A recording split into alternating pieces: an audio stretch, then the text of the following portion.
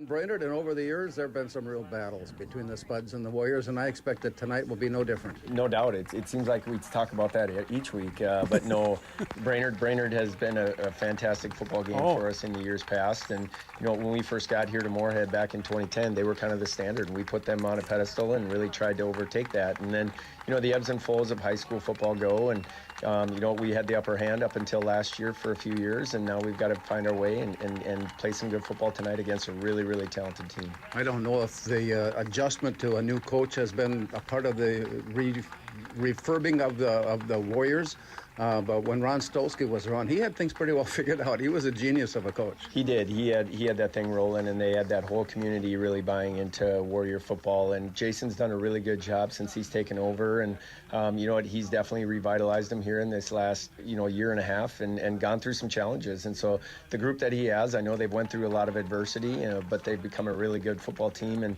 their scores reflect that. Offensively, they've been just a juggernaut, and so we've got to find a way to get off the field and eliminate some big plays. And then offensively, we've got to take care of the football. And like I said, we've got to be able to rush the football a little bit to open up some other things. What part of the game do you think you've been able to carry it over from last week, either the offense or the defense? Maybe it's special teams? You know what? It's really for us to be successful tonight, all three phases have to be pretty positive for us. And that's the formula. When you got a team that's really young like we are right now, and we're still kind of trying to develop that identity, obviously you want to lean on the defense early on. Well, we got 30 seconds left.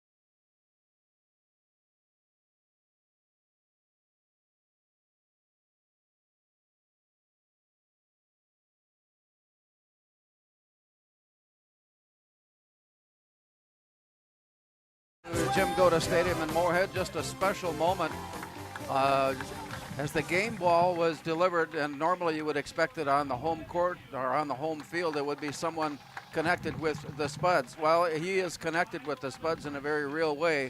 A year ago on this very same turf, Connor Erickson from Brainerd suffered a very severe brain injury and was immediately tended to and cared for, and surgery was performed. He is alive and under therapy, very much a part of the community at Brainerd today. And we had a moment before the game tonight recognizing that. He came on the field, presented the game ball to the coaches, and we can't say enough good things about this. The presence of what he has and what he has given then back to the community of his teammates and to the community of Brainerd. Absolutely, and I tell you what, that was one of the scariest things I've ever seen was when that happened last year, and to see him up and at him and in good health and spirits is fantastic.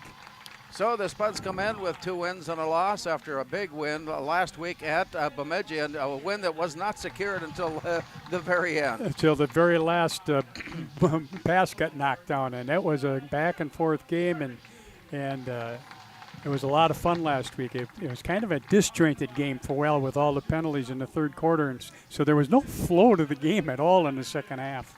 And so with that, the Warriors are back on track. They've started to take some notice around the state as far as Section 8 and the Class 5A football rankings. Yeah, absolutely. And I'll tell you what, I've watched a little film on them, and they have a motor on offense. They got a quarterback that's a senior. He throws a tight ball.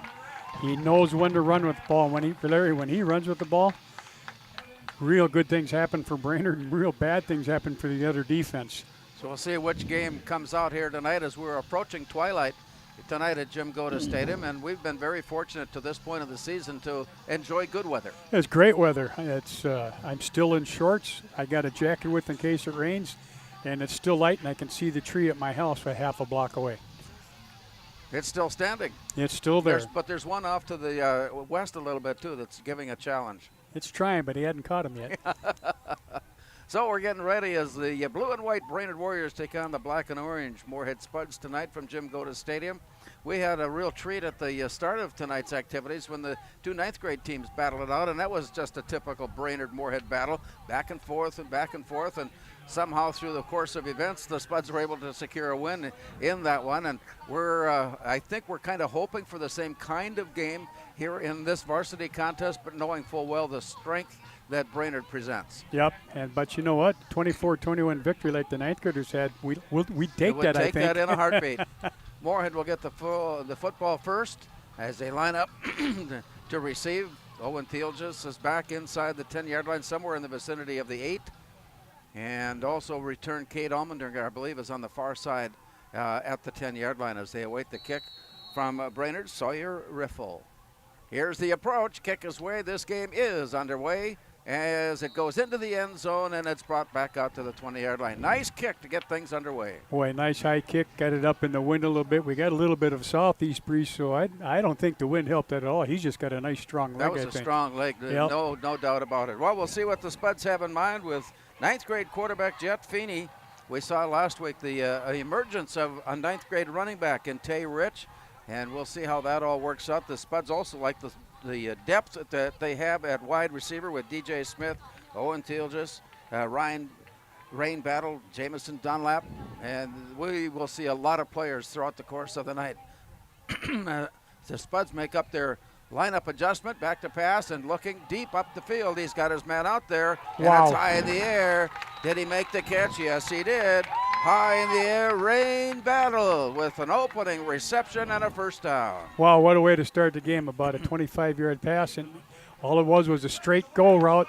And I'll tell you, young Mr. Feeney, he threw that ball outside where Rain could catch it. Rain went up, made a nice catch, and then secured it, and that's a nice gain to start the game. 26 yards on the play. Takes the ball out to the 46-yard line.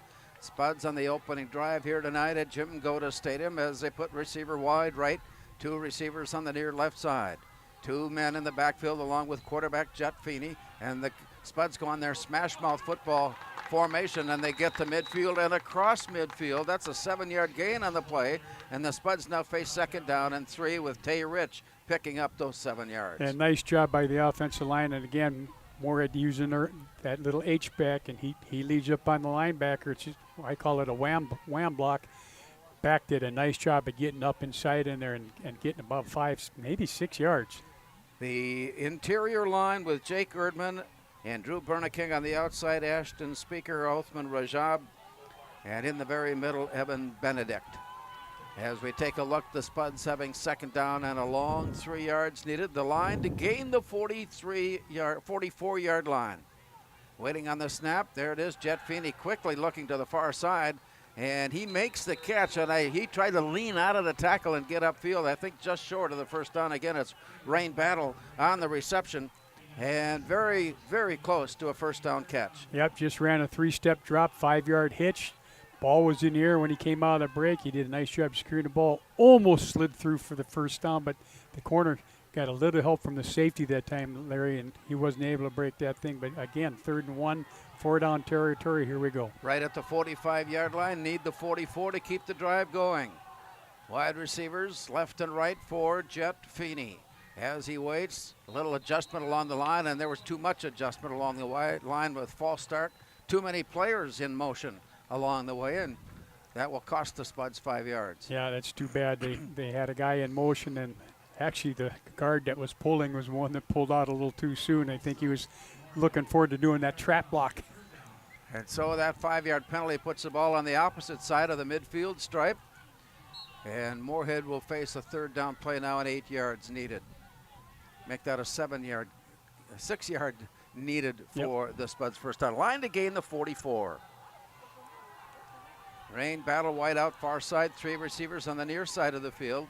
As Feeney waits, play call made. Here's the quick toss and the throw is out.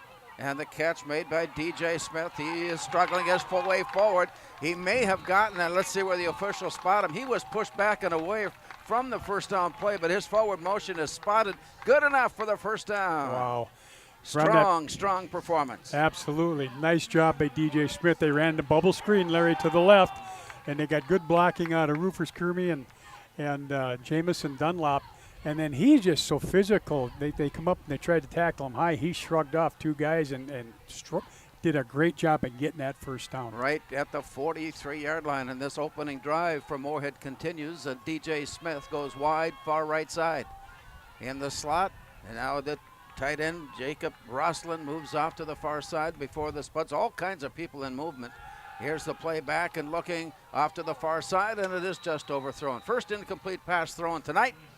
And that brings up second down. Yeah, just ran a flood route that time where the man in motion, excuse me, went out in the flat. They put one guy on a flag route and another guy on an out, and so they got 3 tiers to look at, and he just overthrew that by a hair. He got a fingertip on it, but that'd have been a nice gain if he'd have caught that. Moorhead on the opening drive here tonight. We are just underway with 9:22 still remaining here in the first quarter. Spuds have moved the ball across midfield, getting this play from the Brainerd 43-yard line.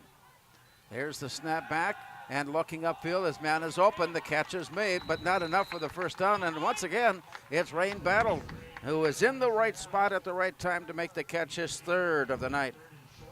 And again, nice timing route, 3-step drop, 5-yard, quick out, however you want to call it. And actually, he got pretty good yards on that. But the ball, the timing of the throw is just fantastic. As he comes off his cut, he's got the ball in the air for him already, and that's nice timing. So it's 3rd down and a long 2.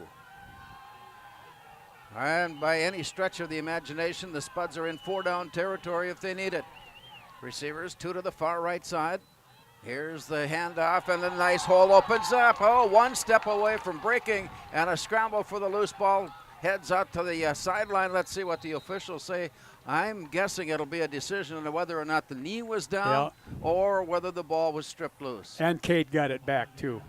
Okay, the Spuds catch a break, nearly losing it on the fumble, but they recover it before it goes out of play, and it's first down. Yeah, that time they ran a little bit different where they took the blocking back, who's lined up as H-back, ran him outside, pulled the guard, and trapped the defensive end. A nice job by Elmendinger. He stayed right up in that little slot, Larry, found that seam and almost broke that thing. But as he got spun around, the ball came out.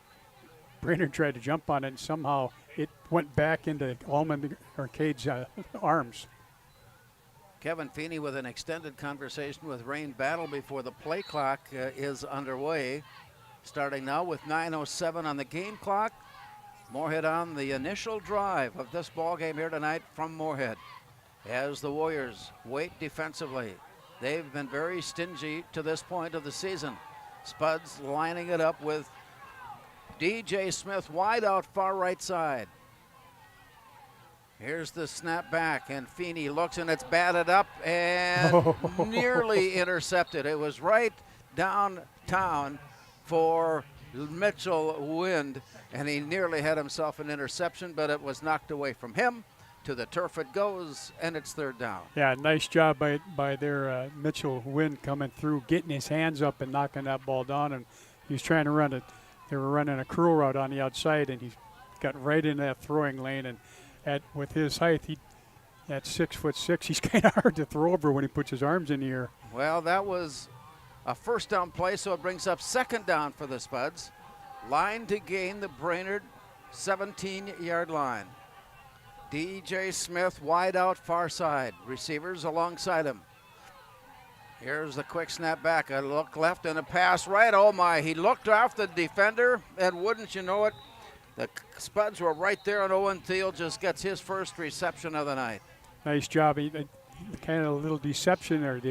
He's the inside slot on that one, and he ran a curl route. They ran somebody out underneath. It looked like I thought he was going to throw it to the guy in the flat, and all of a sudden he rifled that curl route. Wow. And with that, Jacob Rossland, the tight end, comes in with the play. He'll take his spot along the far right side as the Spuds keep this drive going now from inside the 20-yard line. Third down and about 2. A little movement along the line and a reset. Here's the snap back, and the Spuds put it on the ground. Try to plow their way forward, and he got away. Somehow got away and worked his way forward. Jake Erdman tried to lead the way upfield. Let's see where they spot his forward motion. He didn't get back to the original line of scrimmage. So they'll spot it right at the 20-yard line, and this is the 4th down. And that was a little bit different look. Only one wide receiver at a time. They had a tight end and a wing on one side. Ran the ball to that side. Nice job by Brainerd Larry of getting some penetration. So he didn't have a lot of places to go. Tried to backdoor it, and they did a nice job of staying in their lanes and stopping that for a loss. The opening kickoff went into the end zone. The Spuds drive started at their own 20. Now they operate out of the Brainerd 20-yard line on 4th down. Looking, throwing, pass, and it is incomplete. And so that will turn the ball over on downs. Well, the Spuds did a time-consuming possession, but come up short and turn the ball over. Yeah, it's too bad he threw that one just a little bit behind him, and DJ Smith was pounding the ground. And you know what? If he'd have made that catch, it'd have been a heck of a catch because it was behind him, and he was sliding kind of. Well, the kind of receiver he is, he thought that was a catchable ball. And it was because he touched it, he'll tell you. So the ball goes off to Brainerd now as the Spuds drive ends at the 20-yard line, and Brainerd takes over with 7:18 to go. So that was almost a 5-minute drive. Back to pass and throwing on the near side. Nice catch on the near side by Isaac Vanek. He runs forward and goes up, nearly picking up the first down at the 30-yard line. Spuds had about 4 players there to make the stop, and it'll bring up 2nd down. Yeah. Oh, that's a first down play. Yep. They ran just a basic curl route in front of Simon Chasm, and he lost his footing when he came out of his break, and that gave the receiver that little extra step he needed to get the first down. So Brainerd with Eli Holtz, the quarterback. Back and throwing off to the far side, and that one is deflected. It was right there for Cade Stengram. He had it slip through his arms, through his elbows, into the turf. It went incomplete, and it's 2nd down. Yeah, it's too bad. Owen Fields was coming up to make the tackle, and when he dropped it, it went through his hands. Actually, it went right over Fields' shoulder, and he went, oh, darn, I didn't see that. 6:48 now showing. Clock underway for the Warriors as they come out onto the near side and reload the offense. Here's a trap play to the run, and the Spuds are there to meet it at about the 35-yard line. So it's a positive gain of 5 for the Warriors on the run by Sean Holbrook, and it will be 2nd down. Pretty good job by the Spuds, too. That's the first time. Well, they threw it the first 2 times, ran a trap play back to their own right, and executed that pretty well. Make a 3rd down play for the Warriors as the line to gain becomes the 40-yard line. Spuds showing a blitz, and they get around and they are able to chase him and lose the football. They lose the football. It's on the turf. Where did it go? Where has it ended up? We're waiting to see from the official. The players are telling us the story. Fumble, Spuds recover, 1st down, Moorhead. Ron Otto on the fumble recovery, Larry, that was a nice job. He was scrambling a little bit, and as he made his cut, nobody hit him. He just dropped the ball, Larry. It just came out on its own. Nice job by Ron to be right on Johnny on the Spartan and get that fumble recovery. Nice sudden change for the Spuds here. Short time of possession for the Warriors before they give it away, and the Spuds take over and have a 1st down at the Brainerd 30-yard line. They had reached the 20 before giving the ball back on downs. Start this drive at the 30-yard line with 6:11 now showing here in the opening quarter. Wide receiver on the near side, man in the slot, tight end on the near left side, but before play gets underway, Kevin Feeney is already on the field. He had something developing that he didn't like, and so he's going to fix it. And we've got a timeout with 6:11 to go here in the first quarter of play from Jim Goda Stadium. It's Moorhead nothing and Brainerd nothing.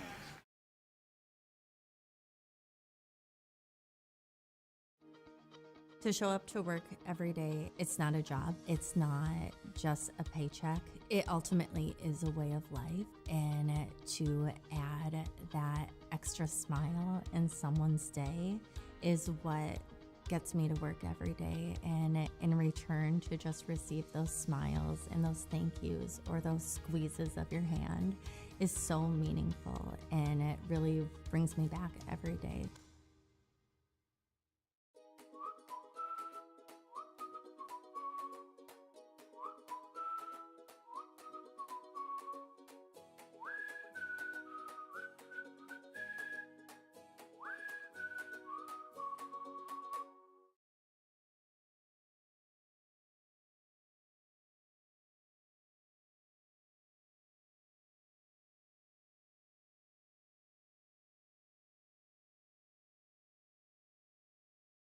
Spuds come out with a pass play, and they pass completion on the near side was caught. Big hit delivered by John Hagan, and that stops the play with 5:50 and clock running, and it'll be second down.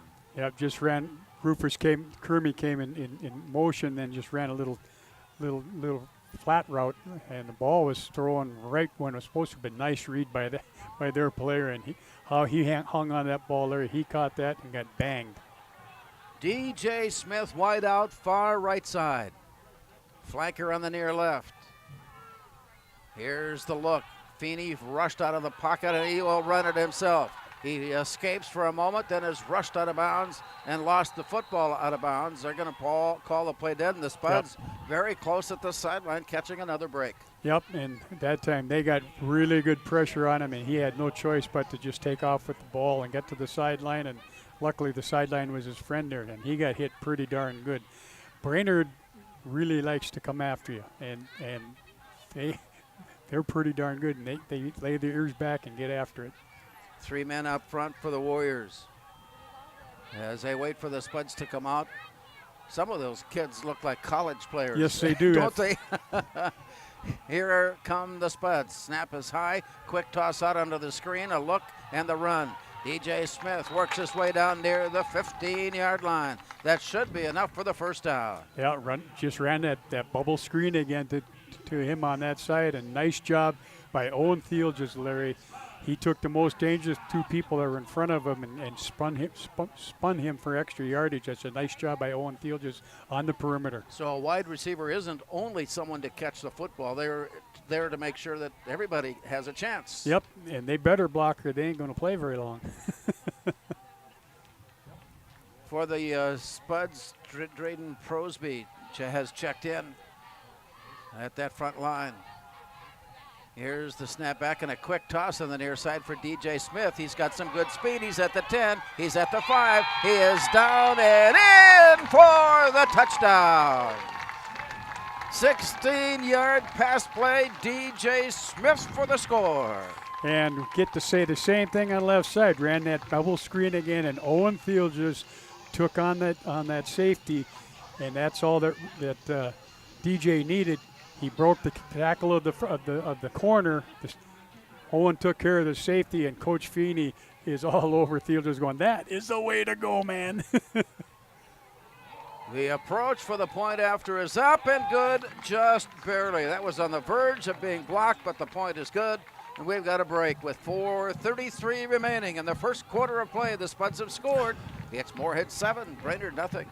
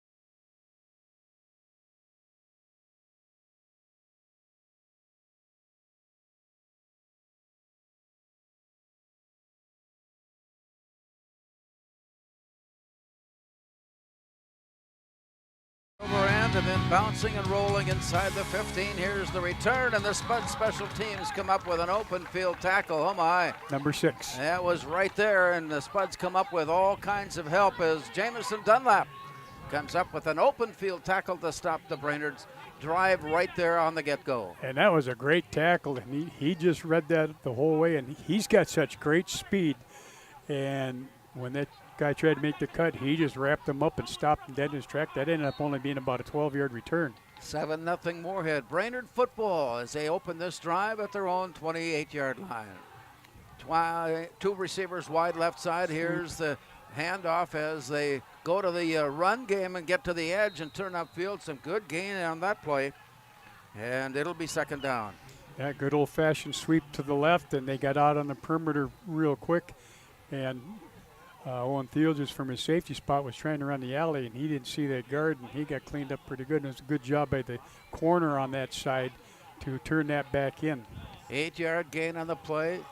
2nd down and 2. Warriors play underway here, first quarter. 4:23 remaining.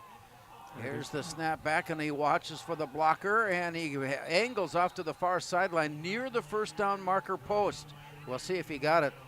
Rain Battle comes up with the stop. Yeah, nice job again. They tried to run the sweep back to the left again. That time, Rain Battle from his spot as that kind of like outside linebacker did a nice job of gobbling that up for just a short gain. Enough for the first down, but that was still a good job. Ball spotted now at the 38-yard line. Brainerd moving out of their own end of the field. Here's a quick toss on the near side. Catch made, run made. He's on his way open. Oh my, then he took a hit from Battle. Oh, was that a delivery right there, right at midfield, and stopped the play dead bang cold. Yep. And again, just that was their version of the bubble screen. That time he took that back inside, and when Rain decides to run the alley, look out. So the ball spotted now right at midfield.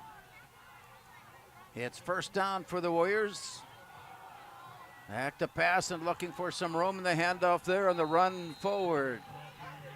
The run forward by Sean Holbrook, and he's been their player to put the ball on the ground and rush it forward, picking up good yardage, a gain of 5. At that time, they ran power back to the left side, and when the guard came around the corner, he did a nice job of getting on the outside linebacker of the Spuds. Gave him a nice little running lane there. 3.5 minutes now showing first quarter. Making their offensive adjustments. And that powerful running game moves the snowplow straight forward and down at the 41-yard line. Not quite enough for the first down. It'll be 3rd down and about a yard. And again, running the trap back to the left at that time, and they like this power game right now, and we'll see more other things than that, but right now they feel pretty good about their front line. Wide receiver left, wide receiver near side. Now the Warriors do a double shift like the Spuds do with their movement from one end to the other, and they'll keep it on the ground. Nice hole opens up, nice trap blocking up front, and that's enough for a Brainerd first down, but it's a first down, and the chains move on. Again, like you said, ran the trap back to left, and their back did a nice job of staying behind the guard. And so when he made his block, he was able to get up in that seam and get 3 yards when he needed to. So this drive continues for the Warriors after they gave up a touchdown, now threatening to put the game tie. A run to the near side and pulls it down and heads for the sideline. And a big hit. There's the flag. And that was, you saw that one coming all the way. Owen Thiel just came over, and his hit was what you would call a good hit, but it happened to be out of bounds. Yeah, and he was standing out of bounds when the guy got there, and he just couldn't let up, and you need to on that. But there's a case that we talked about before is when there's nothing there, holds the quarterback, he can go, and he shows good speed, doesn't he? And good strength. Yep. So the penalty yardage will be marked off against Moorhead for the out-of-bounds hit, and it's a big one. They'll mark it half the distance and more as they spot it down near the 17-yard line. That changes the complexion of this drive for both sides of the line of scrimmage. Don't give them any free yards if you don't have to, and because they're capable of getting them on their own, and don't let them continue to drive a drive like that. Eli Holtz with Sean Holbrook in the backfield with him. waiting for the snap now in motion. Here's a handoff on the reverse to the far side, looking for some room, and he got, the Spuds were waiting for it. They had that defensive scheme pretty well diagnosed as they caught up to and brought the play down as Bo Erickson goes for no gain. And nice job by Yvonne Solomon is playing the corner on that side, Larry. And he just kept battling that wide receiver, and finally he got outside leverage, and I think the back thought he was going to stick his nose inside, and did a great job to stop that for a short gain. 2nd down and 9. Line to gain the 7-yard line. Again, the double shift now for Brainerd to the near side. And they'll put it on the ground. He breaks off a tackle, and continues on, and then runs over the Spud tackler. As the play, Owen Thiel just tried to catch up, but physically doesn't quite match up with the strong runner that Brainerd was able to put out to lead the way to the 5-yard line. Yeah, he came up to make the tackle, and he just got his pad level down and sent him backwards. So the Warriors threatening to get on the board here, nearing the end of this first quarter, minute 29 remaining. As Eli Holtz waits, Holbrook alongside him, and he'll get the call, and he bursts almost untouched into the end zone. That's a 5-yard run for Sean Holbrook. And all that was just an inside, almost like an inside draw, but he got up in there, and their offensive line really came off the ball and created a lane for him. They had a hat on everybody, Larry, and that's tough to stop a running game when there's a hat on everybody. So for the tie is Sawyer Riffle. He lines it up, steps back, steps off to the side, and waits for the snap. Back in place, and here's the approach. The kick is up, looks good from here, and it is, and we're all tied up. So the Warriors, undaunted by Moorhead's early score, come back to tie the game with 1:17 to go. In the first quarter, it's Moorhead 7 and Brainerd 7.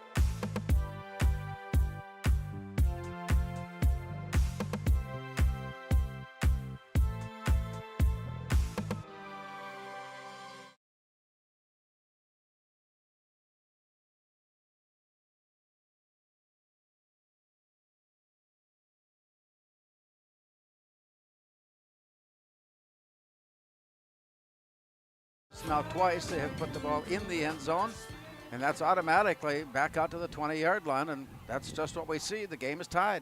Yep, and I tell you, he's got a nice strong leg. That's 2 he's kicked in the end zone, and there's not a lot of wind pushing that. He's just got a nice strong leg.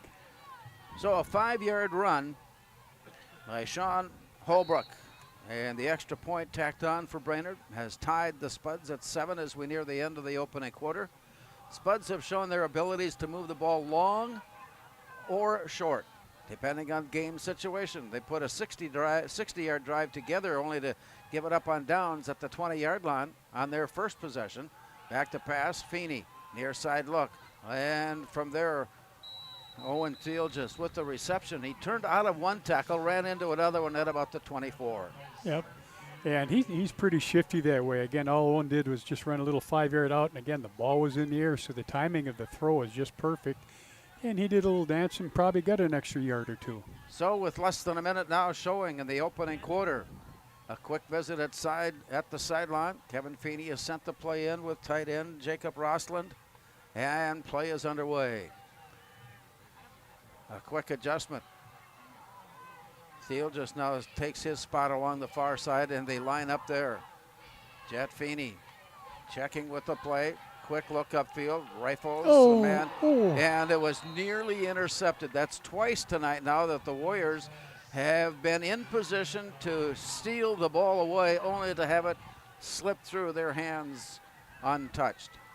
Yep, and that time Jamison Dunlap was running a skinny post from his inside slots position, and he's not real tall, and so it's not hard to overthrow him, and he overthrew him a little bit, and the poor defensive back had hit him right in the numbers, but he didn't expect the ball to be there when that happened. DJ Smith goes wide, far side, wide receiver near side as well for the Spuds as they face a 3rd down and 5. Time running out here in the first quarter. Quick toss out on the far side, catch is made, looking to get loose, but he just cannot get away and is spun around and twisted away, and DJ Smith just did not make any forward motion because of the defensive play of the Warriors. And a great job by that corner, too. And again, that time Owen was trying to block the guy outside, and DJ just didn't quite read that off that bubble screen, and he tried to go outside, and that's where Owen was pushing him, so he was able to make that play for no gain. That brings us down to the end of the first quarter, and we'll switch ends of the field as we play high school football tonight from Jim Goda Stadium in Moorhead. After 1 quarter of play, it's Moorhead 7, Brainerd 7.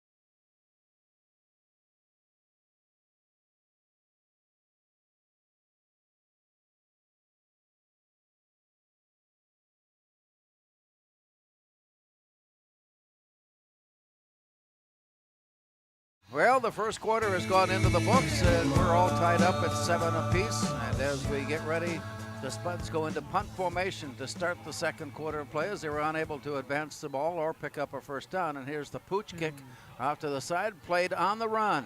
Here's the return. Nice head upfield for the Warriors as Cade Stengram worked his way. It looked like he had a big job ahead of him, and it shut down quickly at the 40-yard line, and that's where Brainerd starts with great field position. Real good field position, and I tell you what, there was a line drive punt, and so he had a full head of steam, and thank goodness Yvonne Solomon did a nice job of staying in his lane and making that tackle. And with that play at the 40-yard line, it's first down for the blue and white. Just underway, second quarter, game tied at 7. Holtz, wide receiver right, wide receiver near side, man in the slot. Here's the snap back. Pressure on, he saw it coming, and Stengram makes the catch at the 40-yard line and is upended after a short gain of 3 and spotted down at the 39-yard line. Cade Stengram on the reception. Nice job by Jacob Rosslin that time. They ended up running a under screen where they tried to bring the receiver towards the middle. He was on a pass rush, broke it off, and caught him for only a short gain. That was a nice job of recognizing what was happening. I've noticed a change. No, there's the same quarterback. It looked like they had made a change at quarterback, but it is Holbrook on the carry as he crosses over the 35 and goes down near the 33-yard line, just inside the 33. Jaklovich comes up with the stop, the tackle made, and it's third down. Third down and a long 2. Yep, just ran power back to left, and he just kept it up inside up there. So the Warriors in 4-down territory here. Once they get across the 40-yard line, that's a given. As they take a step forward and reset the play and are ready. Here's a snap back inside handoff, and the play spinning around and heading forward. He had it, he got it back, turned it around, and Sean Holbrook keeps on churning to pick up a first down. Yeah, Tate Lynn read that really well, Larry. He spotted from his linebacker spot, stepped up. Unfortunately, he left his feet when he tried to make the tackle. When that happens, you just don't have a power base, and he just shrugged him off, and he got 2 extra yards from it. He needs to stay on his feet and deliver a tackle that way if he can. Ball down at the 28-yard line for the Warriors as they move in, trying to take care of this tie ball game. It's all knotted up at 7. Back to pass, fake pitch, and is still scrambling. Being chased off to the far side, heading to the sideline, and ankle tackle down at the 30-yard line. That's a loss of a couple of yards. Just could not find a way to open up and get the pass upfield. Yep, they they faked the handoff and then faked it like he was going to throw a deep one, but Moore got enough pressure on him. Brayton Jost that time did a nice job of tracking him down. So it's second down and a long 10 yards needed. Spuds come up and slow the play down, and Sean Holbrook managed to wiggle away from a couple of contacts along there and finally is wrapped up and put down at the 25-yard line. So from there it is third down play for the Warriors and still about 7 yards needed. Yeah, tried to run a little zone read on the inside, and I tell you what, Moore did a nice job of slowing that down. Nice job by the backers, Larry, coming in and making that for a short gain. Crucial play on this drive. Both sides of the line of scrimmage. Here comes the play as they put pressure on from the linebackers. Stepped inside of a block, still on his feet, and down at the 22-yard line. Quarterback Eli Holtz on the carry. And Allmendinger comes up with the stop, and it's fourth down. Yeah, and like we said earlier, when he decides to pull it down, he can go. And Kate Allmendinger did a great job of keeping him in front of him, breaking down, and making a good sure tackle that time. Line to gain the 18-yard line. It's fourth down. Back to pass, and throwing the man is wide open. Juggled it for a moment, but managed to hang on and move forward, and that looks to be enough for the first down. It was a bit dangerous, there's no question, but enough is there, and the chains move on. Yeah, they took all three receivers, brought them inside, then they brought Holbrook out of the backfield and just snuck him in the flat, and it's almost a pick play when they do that, and it's tough to fight through to stop that. So from the red zone, game tied at 7 here early in the second quarter. Here's the snap back, and the play comes back. Running into some trouble, escaping the trouble, and then running into more trouble, and the play goes down. Yeah. Let's see if we can.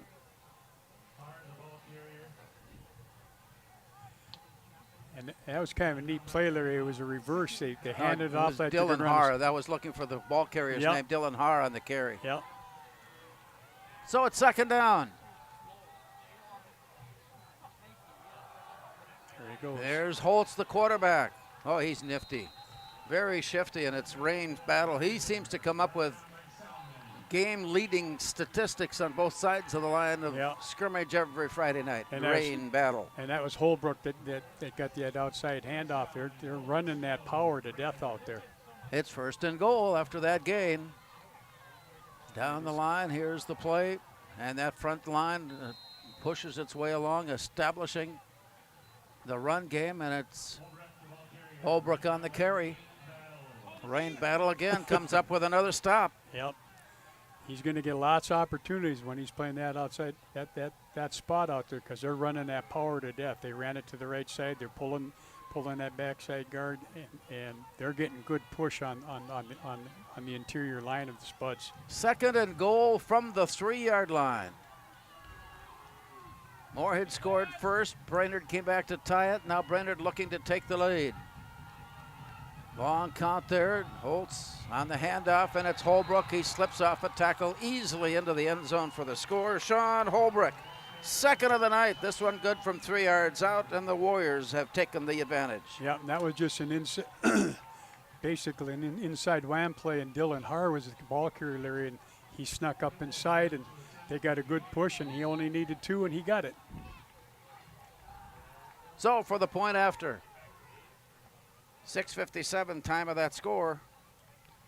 Waiting for the snap back as Riffle waits. And before he gets the kick away, the whistles prevent the play from counting, and we'll line it up and do it all over. I'm guessing there was a little bit of movement somewhere along that offensive line. Yeah, somewhere. And they'll take it back 5 yards and line it up, make another effort. We'll find out how accurate he is, because I know he's got a strong leg. He shouldn't have any problems kicking a 15, 25-yard field goal, basically. Sawyer Riffle now lining it up. His point after try coming at the 15. Whistle is blown, so that declares the ball ready. Spuds are lining up for an approach to maybe get the hand on the kick as the snap is put back in place. Kick is on its way up. He got it away in time, and the kick is good, and the Warriors come back to take the advantage. 6:57 remaining here, first half. Brainerd 14, Moorhead 7.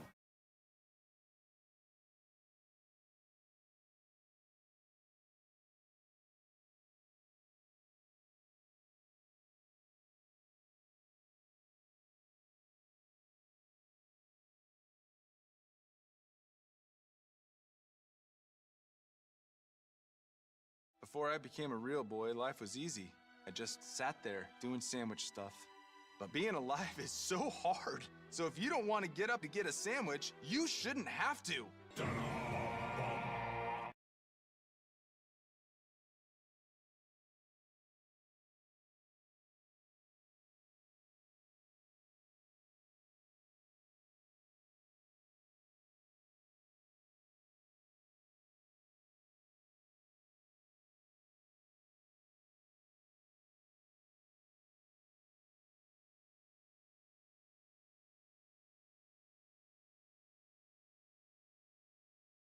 Well, 26 again. Nomi Sua is back deep. Kermie is back deep. Kick is away. Here's the return. Played on the hop and then mishandled briefly and then leaping up to make the play. And that was a dangerous little outing there for sure as Kermie just about gave it away. Yeah, he didn't quite feel that the way it right. I don't know if he lost sight of the ball or what. He got a really bad jump on it, but I do like the belly slide though out to the 20 to get the ball back. 7.5 on that. That wasn't bad. 14-7 Brainerd has shaken off Moorhead's early touchdown, has come back to tie and has just now taken the lead as the Spuds now on the return with 6:54 remaining here in the first half. Spuds make their double shift. Rossland, one of the tight ends on the far side. Here's Jet Feeney, and the Spuds try to establish their ground game. Okay. And the Warriors are there to meet it, stand it up, and drive it down. Yep. Tried to run a little inside zone back to the left, and there wasn't a lot of run room for Tay that time. Right at the 20-yard line, it's second down. I tell you, they really get good push from their interior three guys. There's not a lot of cut back lanes or anything, so you got to get a little bit better job of getting somebody. Three receivers on the near side for Jet Feeney. Single man in the backfield, rushes on, gets the pass away. It is up for grabs on the near side, and it is knocked away, incomplete. DJ Smith, the intended receiver, and defensively, the Warriors had Brendan Stark out on coverage, and he got just enough to knock it away for the completion. Out of bounds it goes, and it's second down. Yep, Third down coming. And that's a good matchup with DJ at 6'3" against about a 5'10" corner, and he threw the ball where it had to be, and I think he misread that a little bit. It looked like he slowed up and then had to go back. I think if he'd have kept running, he might have had a better shot at it, but crucial play in this drive. Third down, deep in their own end of the field. Line to gain the 30-yard line. Obvious passing situation for the Spuds as Jet Feeney waits for the snap, takes a look, and throws near side. Here's for a moment it looked like we were going to have a hook and lateral, but just was not there. And wisely did not try to complete it. It would have been picked off. And Stark comes up with the stop, and it is fourth down. Yeah, good job by Owen. He knows where that first down marker is, and he was trying everything in his power to break that tackle and get that extra 2, and just couldn't quite do it. And so with that, the Spuds, well, they show that they're not going to punt, but you know they will, and it will belong to the quarterback as he tries to get a short pooch away. Meanwhile, they're trying to draw Brainerd offside and see if they might get the first down that way. Here's the nice quick kick and away. Brainerd's not back in play to receive, and they just let it roll down. And so the Spuds took a little bit of a gamble, and it turned out okay. Yeah, it worked out okay. We're used to seeing the quarterback do that, and what they look at is that they leave their offense out. If they put 2 people back, then they may run a play, but they stayed in their normal defense, so just a little pooch kick and picked up a good chunk of yard, about 35 yards.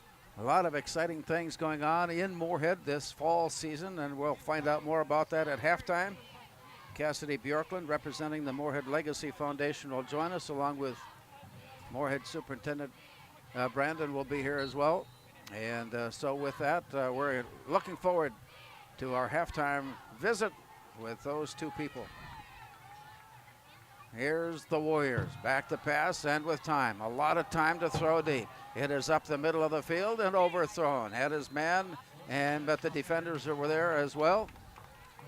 And Thealgis on the breakup, on the play to bring up second down. Nice job by Thealgis on that one, Larry. He picked up that post route from his safety spot and was running from the.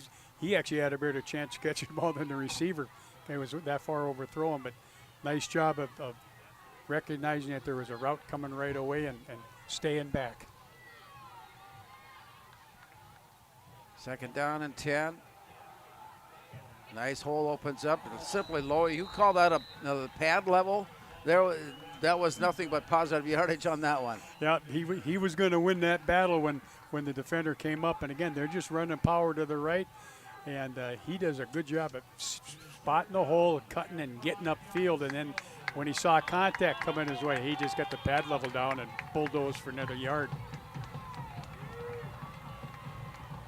As the Warriors step up. Third down and 4. They flushed out of the pocket, now scrambling. He sees the pressure coming, and he just did get away to throw, and it is thrown incomplete. Spud's putting on some pressure from the backside, just enough to force him out of his rhythm and out of his roll and bring up fourth down. Yeah, good pressure by the Spuds that time, and when he saw that rollout was coming his way, Jacob Rosslin came across and forced him to throw a bad ball because the ball was thrown behind him, but good pressure that time by the Spuds. So with 4:29 remaining, it looks like the Spuds will get the ball back in a relatively good field position as they stand. And here's the snap back and the kick away. Get out of there. He was there to watch and dangerously did not move out of the way. And at some point, you've got to understand, you know what, I don't want to be at all near this play. No, and the coaching staff doesn't want him anywhere Not near even that play close, either. No. Well, the Spud defense comes up with a stop and gets the ball back down 14-7 with a little over 4 minutes still to play here in the first half. Yeah, that was a real high punt. It didn't travel very far, so Spuds don't have too bad a field position here at about, 36?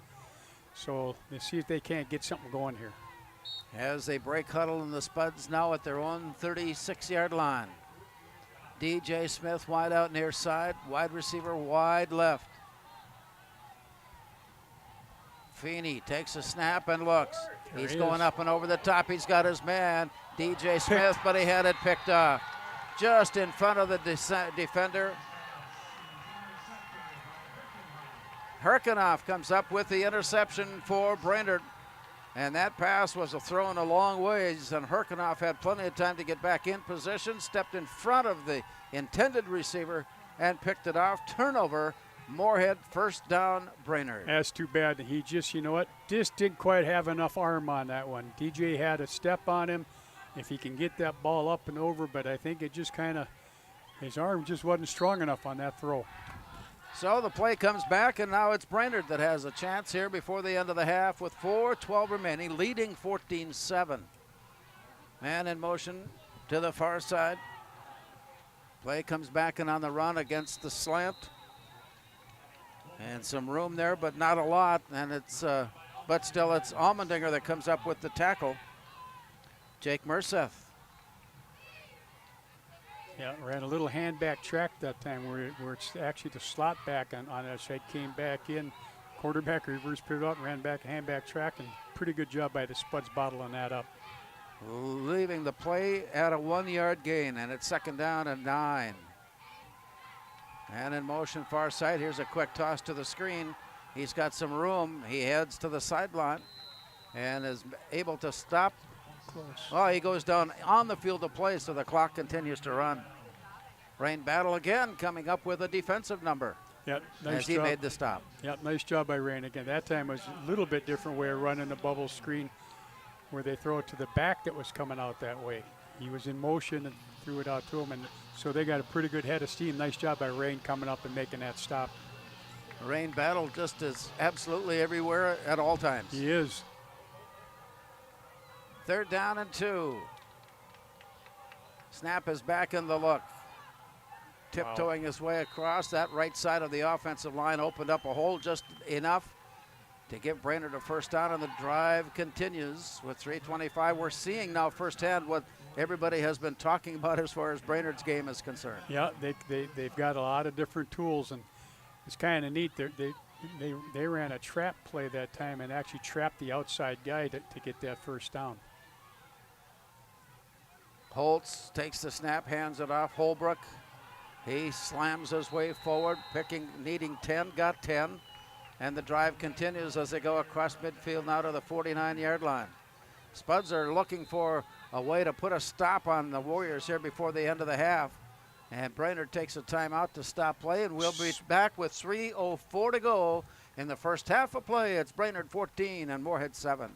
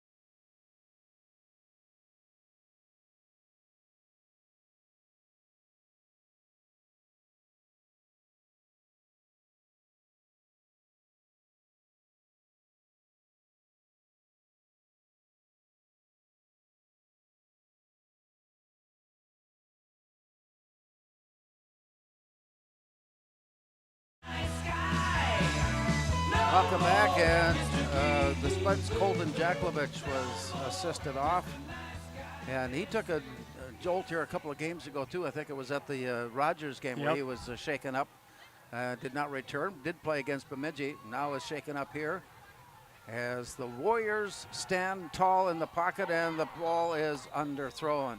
It was right there, it was a catchable ball for Cade Stangram, but he just did not hang on.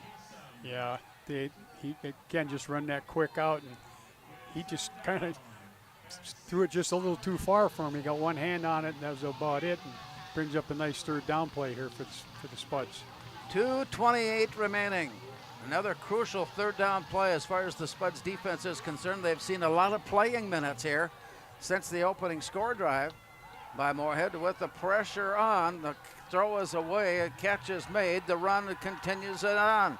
Will not go down, will not go down from inside the 30, and it goes down, and Rain Battle makes the stop at the 25-yard line. 5 was carrying. And so with that carry by Sean Holbrook, he's starting to have some pretty good numbers here offensively. Yeah. And they must have known the Spuds were blitzing, because they threw that little screen to him out in the flat, and there was nobody there to cover him. 2:10 remaining, and it is Holbrook on the carry.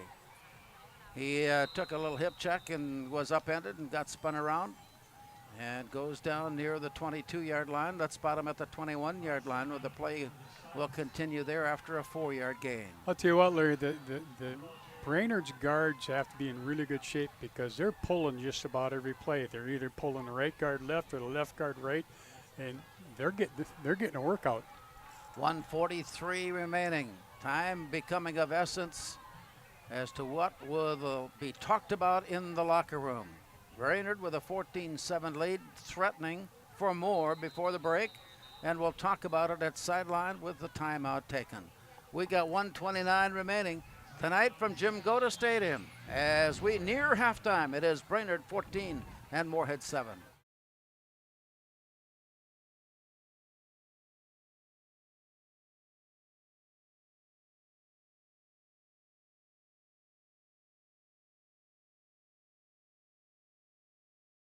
Valley Alignment and Auto Repair has provided the FM area with vehicle service and repairs since 1978. They perform your vehicle service needs from oil changes and brakes to transmission and engine rebuilds. Valley Alignment and Auto Repair is a proud sponsor of Spuds Athletics and wish all the athletes and families a great 2022-23 school year and sports season.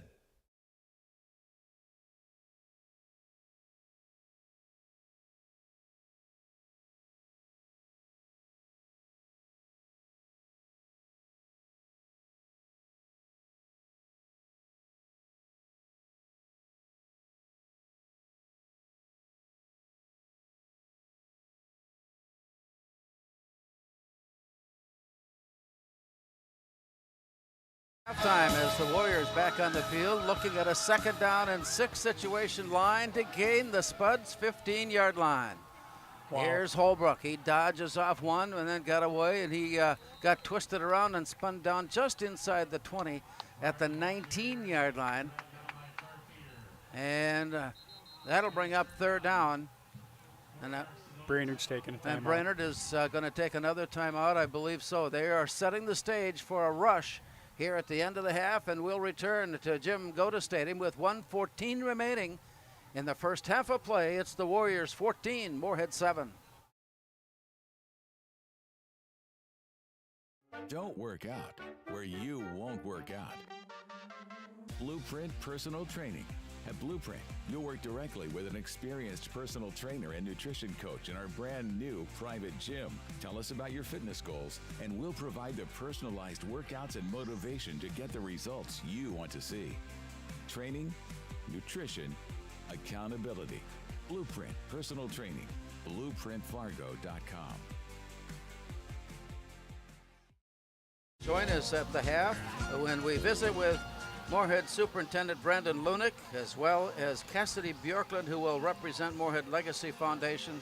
There are a lot of things going on in Moorhead as we head into this fall season. We'll talk about some of those, as well as the community and as the school activities go.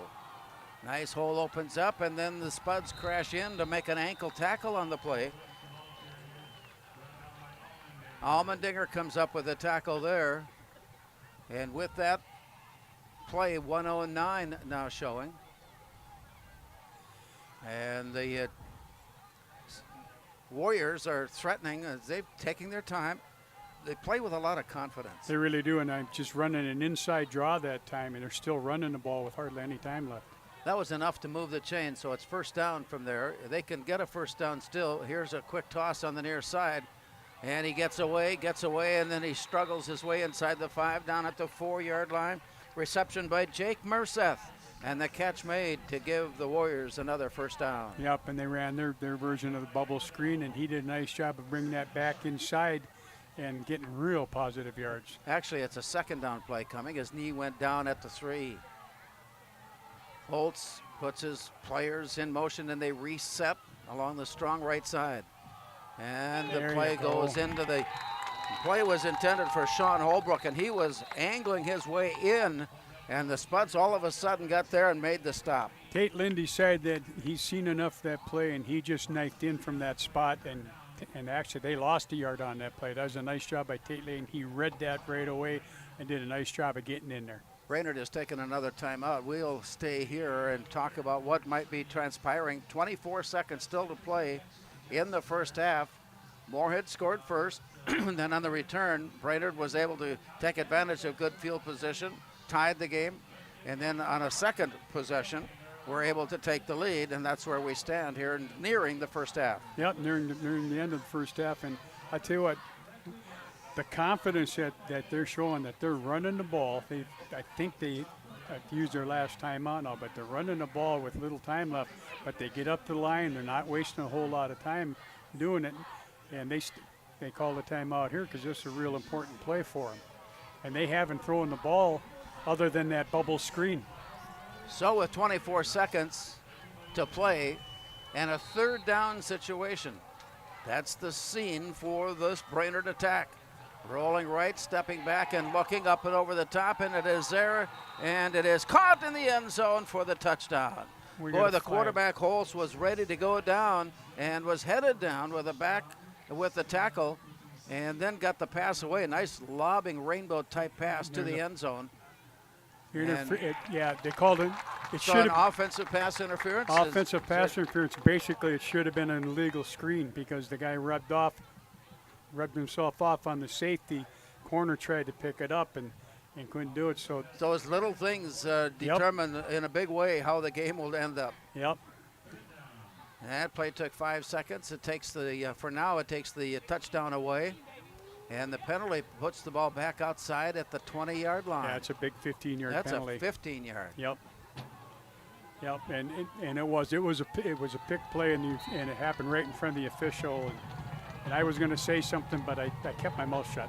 19 seconds, 1, 2, maybe 3 plays, depending on how they transpire.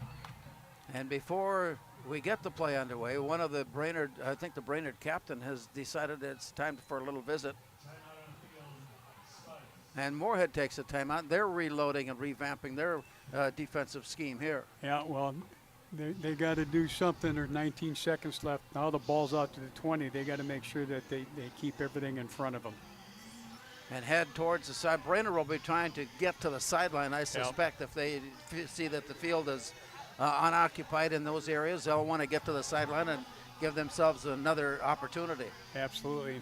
And it's kind of funny, I can hear a couple of fans yelling for the blitz. Well, Moorhead's blitzed 3 times, and they've been burned on the blitz all 3 times. They just need to keep people in front of them and play good position football. And they don't necessarily have to listen to everything that comes out of the bleachers. No, not at all. I just happened to hear it, and I started laughing a little bit because they picked up the blitz all 3 times. Moorhead's blitz and been burned on it. From the 20-yard line, red zone offense, Brainerd. Red zone defense, Moorhead. 14-7 Warriors as they threaten to increase the lead. Spuds again showing blitz, but they force the play off to the far side, and the play is over and knocked out of bounds. But did he make the catch? It's on the other side of the field, and he made the catch. And he made the catch. And it's going to be about the 11, and it's going to be 4th down. And that took the play down to the 12-second mark. Yep. And Brainerd today, I didn't know they had another timeout. I didn't either. I think apparently one of the timeouts was assessed to Moorhead that we thought went to Brainerd. Yeah, I think so. But good job. Moorhead did a nice job. They got pressure on him on the blitz. He didn't want to throw the ball there, and they got pressure on him. Good job of letting him catch the ball and tackling him and keeping him in bounds. So they had to burn that turnout. And the big part of that last play is that the stop gives Brainerd a 4th down situation. 4th down and 12 to keep the drive going, 14 yards to score. Well, they line up, and apparently, now we say apparently because anything can happen in high school football, but it looks like a field goal attempt here.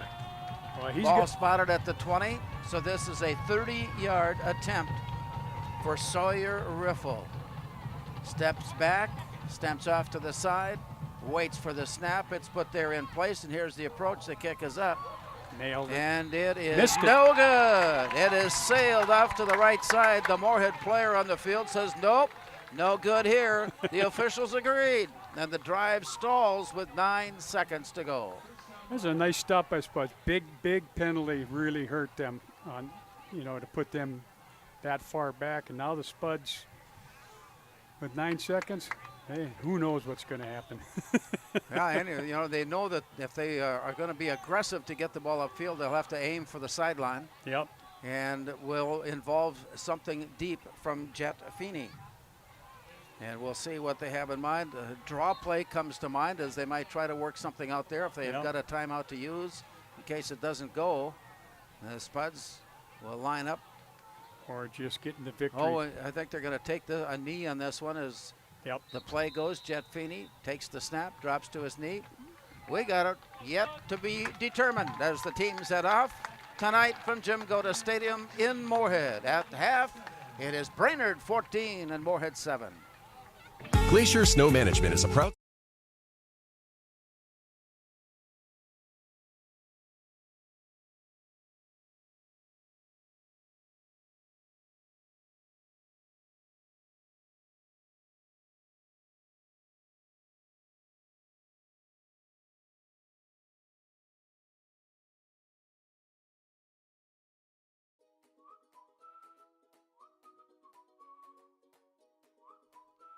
Moorhead Dental Associates, you'll get the very best care and state-of-the-art technology. Dr. Scatfold and Dr. Johnson are now accepting new patients.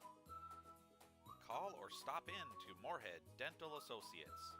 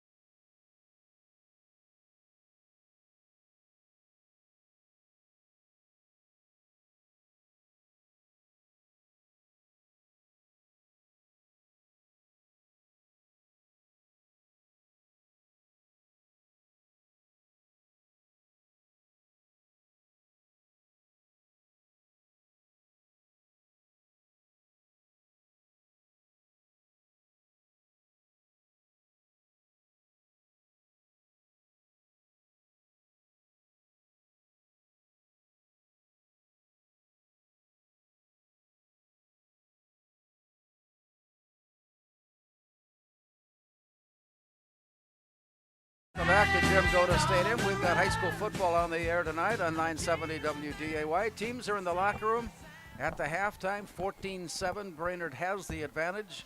And we've got a good one cooking so far. The Spuds scoring first. Warriors came back. Spuds come up with a defensive stop near the end of the half. And that's where we stand. This fall is a very exciting time around the city and school of Moorhead, with all kinds of activities going, and a lot of it has to do with the celebration of Moorhead schools being 150 years old. And with all of that in mind, we're going to take a moment and visit with Cassidy Bjorklund, who is a representative of the Moorhead Legacy Foundation, and also with Brandon Lunick, who is a current superintendent of schools. And we'll start with you, Mr. Lunick, as to how this is all taking place and how much of excitement has been generated by the fact that there is such a monumental time elapsed at 150 years. Well, 150 years is a big deal. And for us to be able to open up our new high school at the same time we're celebrating our 150th year, it's a pretty exciting event. And next week is another big event with that. And the week of homecoming, we'll do all the festivities that go with homecoming, and then we'll cap off the week with the football game on Friday, and we have our Hall of Honor and a kind of a farewell to the old high school 10 to noon on Saturday. Can you explain a little bit about that? We've heard the word decommission as far as the old school is concerned. What process does that include? Okay, so what we'll do in the process of decommissioning it is do you want that from the construction standpoint? Well, let's take it from the point of view that the people will understand and appreciate. Okay, so what we're doing starting on Saturday per se, and Cassidy probably has a little bit to add to this, but we're letting the community come in and kind of get to say goodbye to the school. My understanding is there'll be some retired teachers there, some current teachers there, and they'll be in certain places within the building, and they'll be able to tell stories, be able to walk through certain rooms, and the one thing I think that we do very well here is we have a connection to the past, and this will help continue to build that and build that history as we move into the 151st year with the new building coming up. So I'm excited for Saturday. It's going to be a fun event. Cassidy Bjorklund represents the Moorhead Legacy Foundation. How big a part is that foundation of what we're about to experience? It's a pretty big part. They have lots of events going on, including our Giving Days, which is September 29th through October 1st. And that is in part to help our students with the ever-changing needs here in the district. And, we're looking to support the 7,300 plus students, and so the Giving Day is a big part of that event. The Legacy Foundation, who came up with that idea, if we can go that far? or what is the goal of a legacy foundation? Yeah, so that goal is to support all the students however they need supporting, whether it be snack or teacher grants or scholarships for college. That is something that I think not too many years ago was unheard of to come up with that concept. And so with that in mind, it's beneficial, and we're here seeing more and more students becoming involved. Yeah, absolutely. More and more, the community has been very generous, so more and more students are able to receive some grants and receive some scholarships, and it's such a great part of the community. A part of that also is when you talked about the different groups that are going to be on hand coming up throughout the next couple of months. We've got different volleyball group. They put a reunion together. Yep. Wrestlers have put a reunion together. They want to have a last chance to see what that old building was all about. Yeah, you know, it's interesting that school is still affectionately referred to as the new high school. Yeah.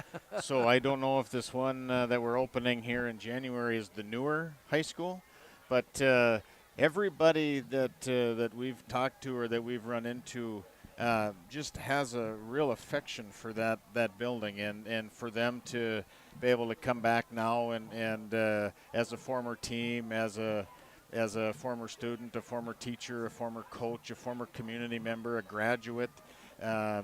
We just think that's important as we continue to want to connect to our past. You know, that we want to keep living up to that once a Spud, always a Spud mantra, and we think that Saturday will help continue to build that as we move forward. And we can't help but think of that and think of Brian Cole for the work that he has done. It's unbelievable the amount of hours that he has put in, along with the help from the people around him, to create this book. And historically, it'll be represented for posterity. Mm-hmm. Yeah, Brian does phenomenal work, and you know what maybe a lot of people don't realize is I think Brian's second home is at the Historical Society, and maybe that's where he actually lives because he puts in so much time there. But if it wasn't for Brian and people like Brian, I don't know if we'd have such a large connection to the past like we do. And we all know that it's the past that makes us who we are today, so we can't forget about those that came before us, and this is our way of honoring them.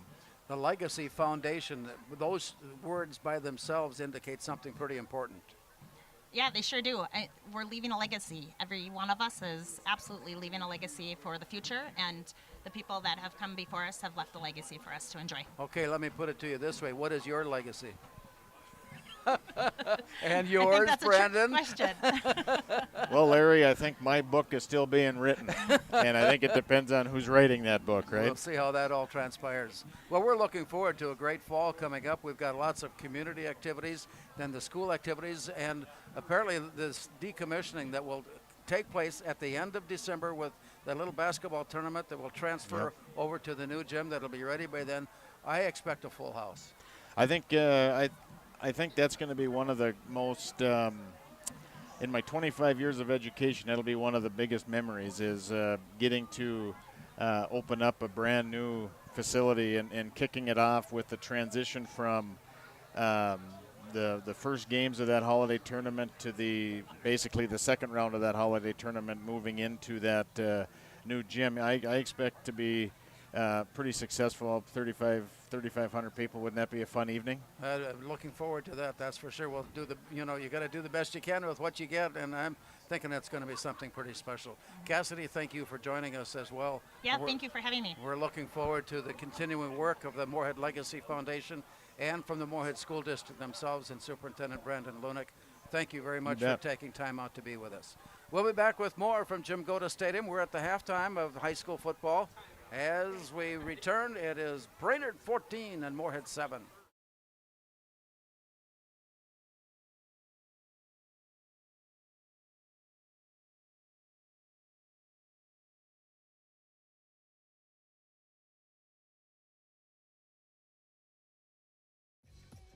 We are The Breakdown. For almost 2 decades, we've published the most comprehensive yearbooks on Minnesota high school sports and run the best in-season and off-season events. We cover every corner of the state. We are The Breakdown.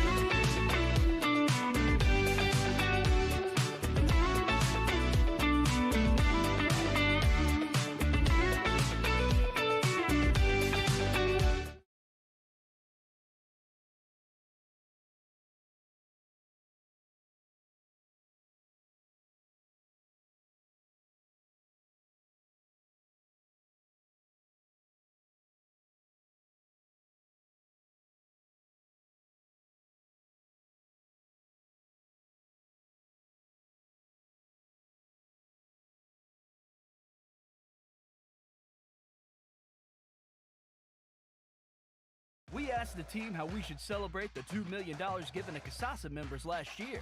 Ben wanted to spread the news with the help of an airplane. Jen thought we should celebrate by giving everyone a cake. And Eric wanted to make it into a movie. $2 million. Steve thought, well, what if we just said it? Last year, First Community Credit Union gave $2 million in Casasa rewards. Boss DXT snowplows tough to beat. Featuring dual trip tech, flared wings, and optional D-force for improved scraping and back-dragging performance. Choose from 3 different sizes in steel, stainless steel, and poly. The Boss DXT is built to restore order. Your home for Boss Snowplows is Bert's Truck Equipment on Highway 75 North in Moorhead.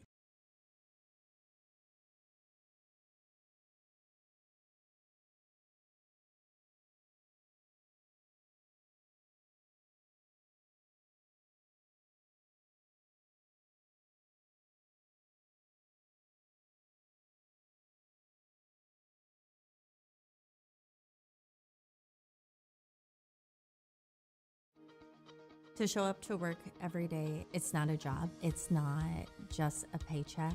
It ultimately is a way of life. And to add that extra smile in someone's day is what gets me to work every day. And in return, to just receive those smiles and those thank yous or those squeezes of your hand is so meaningful. And it really brings me back every day.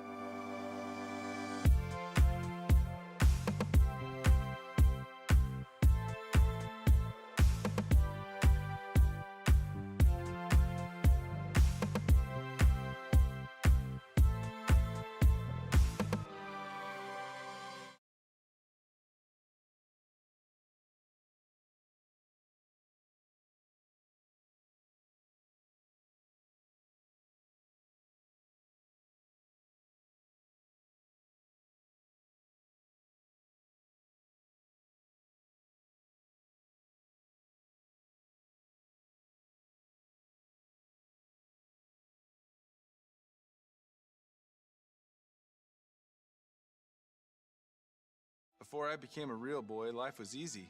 I just sat there doing sandwich stuff.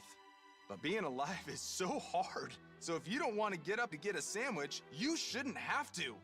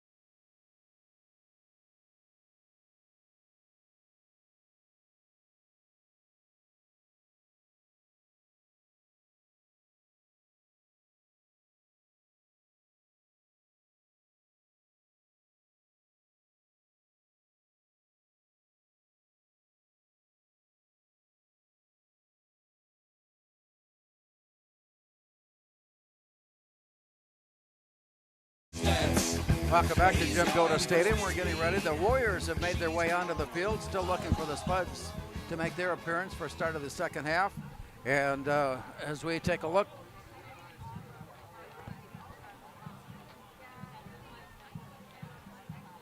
and so with that, the game is a closely played game. There have been some turnovers. There have been a few penalties along the way that have dictated field position. And really only one time has those been a part of the outcome in that the other team was able to take advantage and score. Yeah, and you had mentioned at halftime, I didn't expect this score. I expected it to be a little bit different. I thought maybe 28-21, something like that, but they're playing it pretty close to vest. You know, Moorhead's bent on defense a couple times, but didn't break.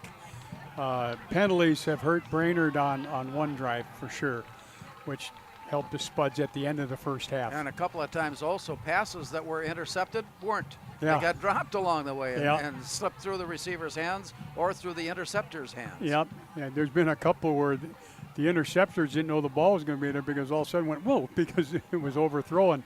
They're looking to make a tackle, and all of a sudden the ball hits them in the numbers. Second half of the schedule gets underway next week. Moorhead will be at home for the second straight week, and they will take on St. Cloud Tech. Now, historically, that's been a great matchup. Tech has had a couple of issues along the way recently that they're trying to revive their program and get back on track again, and looking forward to a great game again between the two oranges and whites and blacks. You know, it doesn't matter. That's another one of those games that when Moorhead plays St. Cloud Tech, it's going to be a hard-hitting affair. They don't like each other. And Brainerd likewise is playing one of their nemesis too, and they take on Alexandria. Oh, jeepers. And that's always something else too. Those, you know, Alex, they always come up with a wrinkle or two somewhere along the line against either Moorhead or a team like Brainerd that just mystifies you how they can do it. Getting ready for start of the second half. School song being played by the Moorhead Pep Band off to our side as we get ready for start of the third quarter. 14-7. Moorhead is trailing by 7. Had a chance at the end of the half, could not convert. Brainerd had a chance to improve their lead, did not convert, and that's where we stand heading into the third quarter. Yeah, and that was actually a pretty good stand even at the end with that penalty they had, but Moorhead still had to get the stop, and they did.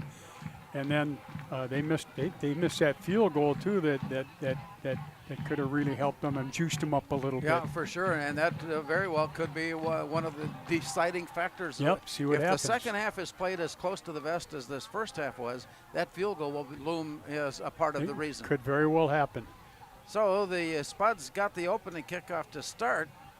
Now we'll kick off to start the second half, and the Warriors will have first possession. As they line it up, so far the kicking in this direction, it's the wind has been at the benefit of the kicking team, and they've been able to get it to the end zone on previous tries. Let's see if the Spuds kicker is as capable as we get going here in the third quarter. Yeah. So the ball is teed up along the far hash mark. Brainerd is back waiting on the return. And as they approach, here's the kick. And fielded at the 11-yard line. Here's the return to the 25, out to the 35 and 40 to the sideline, and just before stepping across midfield, the play is brought down. A nice return by Brandon Stark before the stop by Moorhead, but great field position now for the Brainerd offense. Yeah, it's too bad. That's more of a line drive kick, so here they had good momentum, and about 10 yards before the Spuds even got down and then found an outside path. And good job by Rufus Kermey making the tackle, because he was almost around the corner to the races there. As they spot the ball down, let's say that it is right on the 50-yard line. Reset. Warriors taking a look. Eli Holtz had a great first half running the offense, relying on the ground game. Now in motion goes Jake Merseth.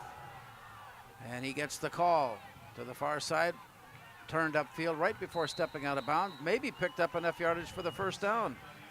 Merseth on the end around play there, comes up out of bounds at the 41, so not quite enough. Jost on the stop, leaves Brainerd then with second down and a short yard. Yeah, put him in motion and then tossed it to him, and he was around the corner before Moorhead could react. With this situation, virtually a free play for the Warriors to see what they can come up with, and it is a first down carry. Nice blocking scheme up front to open up a hole, open up an opening, and it's first down Brainerd. Yeah, just run that it's almost like a draw play they run where he takes a step over, quarterback gives him the ball, and then they're zone blocking that up front, and he just finds a gap, and they keep the pressure on. They keep the pressure on, their offensive linemen do, and so he's got good running lanes. Put the ball down at the 32-yard line, and it's a first down for the Warriors as they start the third quarter. Wide receiver right. Merseth now goes in motion. Fake the pitch, back to pass, standing alone and looking and throwing deep. It is towards the end zone. Overthrown. And it is overthrown and ruled incomplete in the end zone, sailing past the intended receiver by a good stride or two. Yeah, a nice little play action pass off that they ran. The second last play they ran that pitch toss with the guy going in motion. That time they faked it, and then he steps up, and Moore did a good job of staying with their people and had good coverage on that play. On this second down play, Warriors pass formation. Here's the handoff to Holbrook. He was headed right. He got slowed down. He got turned around. He headed up off to his left and picked up some good yardage. And with that play stopping near the 29-yard line, that was a gain of 4. So it is second down and 6 now for the Warriors as they start the third quarter of play. Wide receiver far right side. Spuds faking the blitz, and they step back. Brainerd not biting on the attack. They wait now, and with 6 seconds to go on the play clock, lining it up to throw, and once again going deep off to the near side. Tried for a one-hand stab at it, but it is incomplete. That one was overthrown and out of bounds once again, and that brings up third down. Again, we're going with the play action pass again that time where they ran power last time, so they faked the power, and then he just steps back, and it was 3 goes. And he decided to try to throw it to the left, and the wind might have pushed it out of bounds a little bit because he threw that really high, Larry. Reminding you that Cobber football returns to the field tomorrow afternoon from St. Scholastica. 1 o'clock kickoff right here on 970 WDAY, 93.1 FM, Concordia and St. Scholastica tomorrow. Back to passing again, throwing. He's got his man. And the hit made. It's ruled incomplete. I didn't see that he had dropped it. Yeah, he went behind him just a little bit, and more person was there to win. Again, they went sprint out that time. First time we've seen a dead sprint out, and he set up and tried to throw the ball. Moorhead had very good coverage on that one, and I believe it was Owen Fields that was on the coverage. And they didn't let him get outside, so he had to throw the football because he was starting to get pressured. So that was a big fourth down stop for the defense. And it turns the ball over on downs as the defense comes up with a stop once again. Now to the line of scrimmage, trailing 14-7. Man in motion, set to the near side. Now 3 receivers line up here. Here's a quick toss to set up the screen. There's a bit of a seam, and he got sprinting forward across the 35-yard line, a gain of 7 yards on the play. Kate Allmendinger with the run. That was pretty cool. They put Cade in motion, then stopped him, then they just basically threw a screen pass out to him. Nice job by the 2 receivers out front, getting positive yards for him by their blocking. 2 receivers wide left, now 3 as Allmendinger lines up there. Single man in the backfield, and a quick toss, and the screen goes to the other side as he rumbles his way forward. I think he's got enough for the first down. Yep. Maybe his knee was down. Let's see where they spot it. They're going to pick up the chains and move him forward. It's first down, Moorhead. Yep, just ran the same play to the left. Put him in motion, stopped him, ran the screen pass. Their corner did a great job of forcing that inside, and he just kind of rumbled and stumbled and found his way over to the first down. 9:06 and clock running, third quarter. Spuds with their first possession of the second half. Trying to come from behind. Trailing 14-7. Here's the look. Wide receivers, far left side. Wide receivers, near right side. Here's a quick look on the near side, and it is caught. Owen Thiel just on his way across the 45, up near the 47, and to the 48-yard line where it is down there close to the first down marker. I think it's about a half a length of the football away. Yep, and I tell you what, Owen is kind of neat to watch. It basically just threw a little 5-yard hitch to him. And he's always looking for the end zone. He figures he can, break every tackle that he can.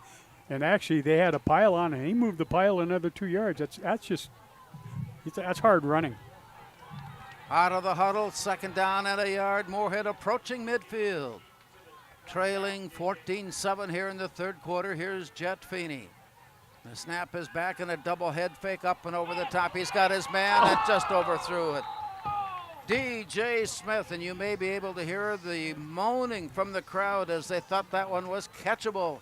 It was just overthrown. Just barely, and he just ran a little stutter and go that time. Came up, stuttered like he was going to, run her out, and then took off on the outside, timing the throw was there, and it just, just missed it. 3rd down. 3rd down and a yard needed. They need to get up to the 49-yard line. That's the line to gain. 3rd quarter, Brainerd, unable to pick up a 4th down, has given the ball back to Moorhead. The Spuds are on the drive. Oh, cool. And they power their way off the left side of center, Evan Benedict. And he picks up a 1st down in Brainerd territory at the 49. That's kind of cool there. They put Cade Almendinger was lined up on the left side, took 2 steps over, and as he did it, they direct snapped the ball to Cade, and he just went right behind the center and put his head down and got the 1st down. All kinds of tricks. That was kind of cool. Something you would have called? I know. So play continues on for the Spuds at the Brainerd 49-yard line with a new set. Wide receivers to the far left side looking upfield. Double play action up and over the top. He's got his man. It is there. It is caught. Touchdown, Moorhead. 49-yard touchdown reception. Owen Thielges and the Spuds an extra point away from tying. How do you like that? They pulled that right out of their back pocket. They both ran stutters and goes. Both the safety and the corner bid on it, and Owen Thielges just took off and had about 5 steps on him, and then did the old Walter Payton high step into the end zone. 7:27, time of the goal.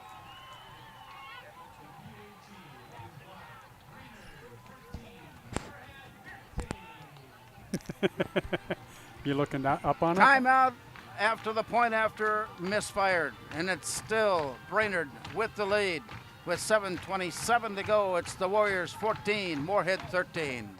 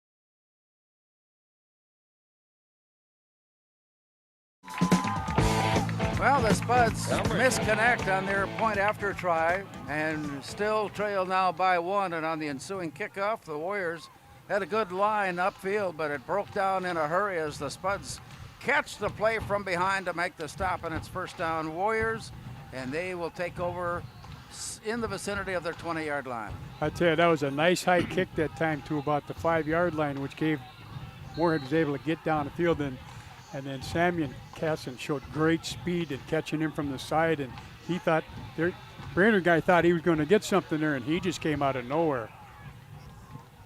So the Warriors, snap is a bit high, but it's pulled down and handed off, and just enough of a disruption in the play that opened up a nice seam up across the 25 and up to the 27, and very close to a 1st down. Let's see where they mark it. 1st down. Chains have been picked up, and they're moving forward. It is 1st down Brainerd. Yeah, that time they put a guy in motion and pretended to fake the pitch to him, then basically ran a draw play off of that. Loaded up on the near left side for the Warriors as they go right to left. They put another draw play. They break one, tackler breaks two, or the runner breaks two, and the ball has finally ground its way down at the 44-yard line as the chains will move on for the Warriors. I tell you, Holbrook's got to have close to 100 yards rushing tonight, Larry. He's just getting tough yards, and again, just running the draw play back to the right side that time. And so the chains have been moved upfield.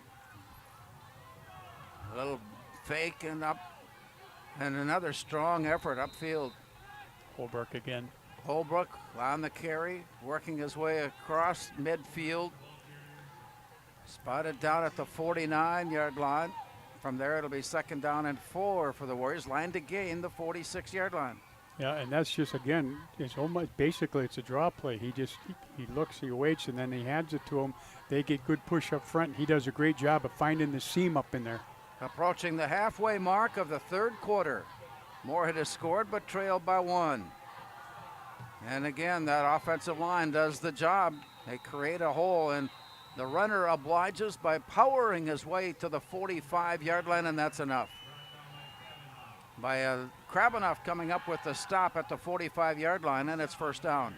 And they're running the same thing. That time they ran it to the left. It's basically just like a little draw play. I don't think it's a zone read play. I think it's like a draw play. They take a step forward, and then he just does a great job of finding the seam. When Brainerd has been successful here tonight, it's been on the run. Yep. Their ground game is just very tough, and they just carry him on. Yeah, Spuds need to put 3 players on top of that guy to bring him down. Yeah, that time they were ready for that. They put Dylan Harn and gave Holbrook a little breather, Larry, and that time the linebackers did a good job of stepping up, especially Tate Lynn. 2nd down and 7. Warriors now at the Spud 41-yard line. 3 receivers to the far side. Merseth goes in motion. Here's the pitch. He takes the run, and he got upended and brought down right at the line of scrimmage. Jake Merseth, rather, was there. We've got Father Merseth involved in that one. That time they ran that toss play to the right, and I tell you, Brighton Joseph's playing that left defensive end right now, Larry. He did a great job of feathering that out so that he had to turn it in, and that gave the linebackers a chance to come up and stop that for a short gain. At the 41, it is 3rd down and 6. Line to gain the 35-yard line. Snap is back, and a quick toss on the near side, and the Spuds come in to slow the play, but not stop the play. They had it figured out, and they just plain slipped out of the tackle and headed upfield. And with that play, it is not quite enough. Tate Lynn slowed it down, didn't stop it completely, but it's 4th down. Rain Battle wants that one back, Larry. He read that thing, came up on fire, but he didn't break down, and the guy snuck inside of him. He's still tapping himself on the head, but he did a good job of reading that. 4th down and a yard. Power of football grinding out. Here's the turn and the handoff, and the play is hit behind, but the forward motion by Sean Holbrook is good for the 1st down at the 34-yard line. Yeah, just ran that inside zone run again, and I tell you, nice job by the backers coming up and making contact just about at the line of scrimmage, but his momentum took it forward, didn't it? 14-13, Brainerd the ball and the lead with time running here in the 3rd quarter, 3:33 remaining. Brainerd on the attack, going right to left as we look on. Wide receiver to the right side, wide receiver near left side, man in the slot off left tackle. Back to pass and looking. Holtz now shovels it out to the far side, makes the catch, and he gets away and then wrestled down to the turf inside the 20-yard line. So a nice break in the play with everybody, I think, anticipating and looking for a play to the left. It went right, and he got some good yardage and a 1st down. Yeah, he made a little pump fake, which set that up a little bit, and then just rifled it out the right, and it was just a little curl route, and he hit him right in the numbers. So the drive for Brainerd continues. They are in the red zone. Handoff.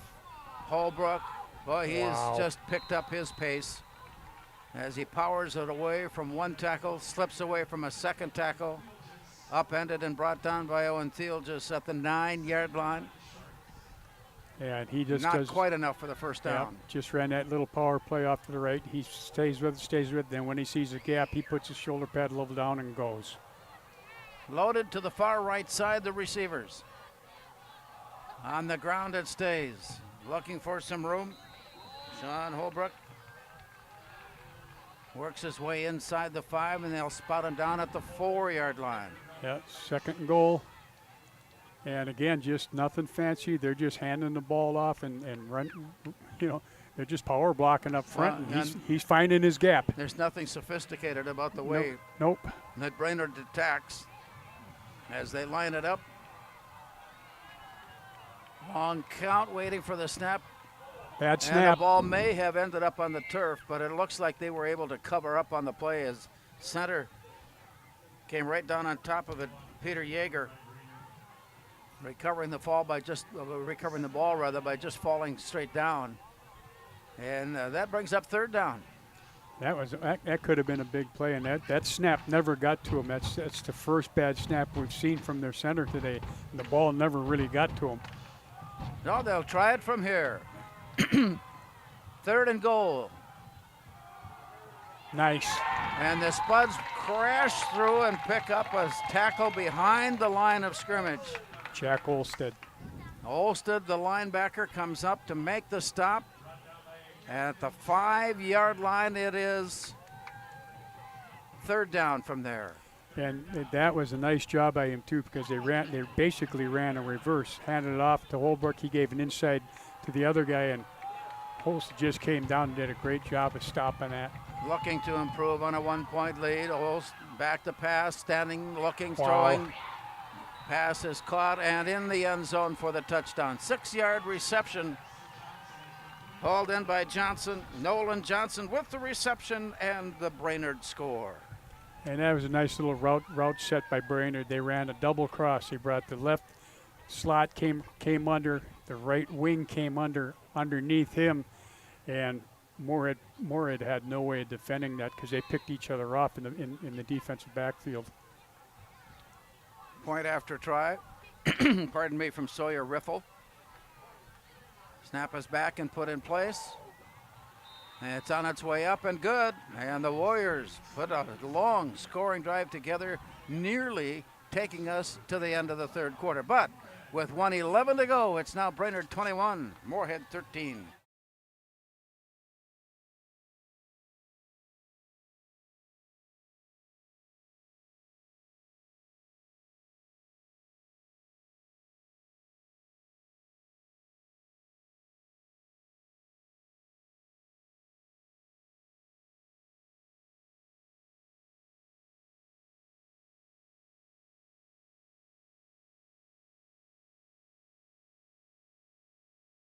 Pam is a small business owner. She is swamped.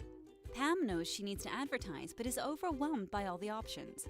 What if there was a way for Pam to have access to a team of media experts?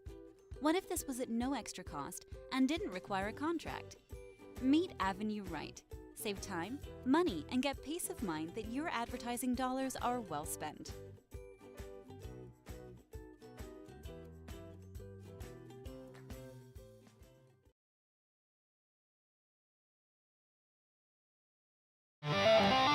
Brainerd kickoff, returned by Moorhead out across the 15-yard line, and the play continues on, although it appeared he was stopped and thrown down to the turf. He was not.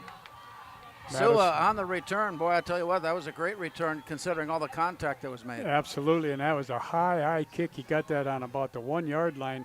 Looked like he was going to be dead in the water, and he broke a couple tackles and did a great job at getting it out to about the 22-yard line, Larry.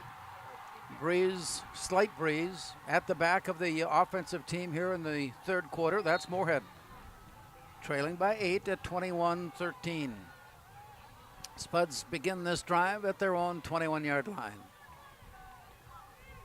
As they take a look, man in motion now sets up in the slot far left.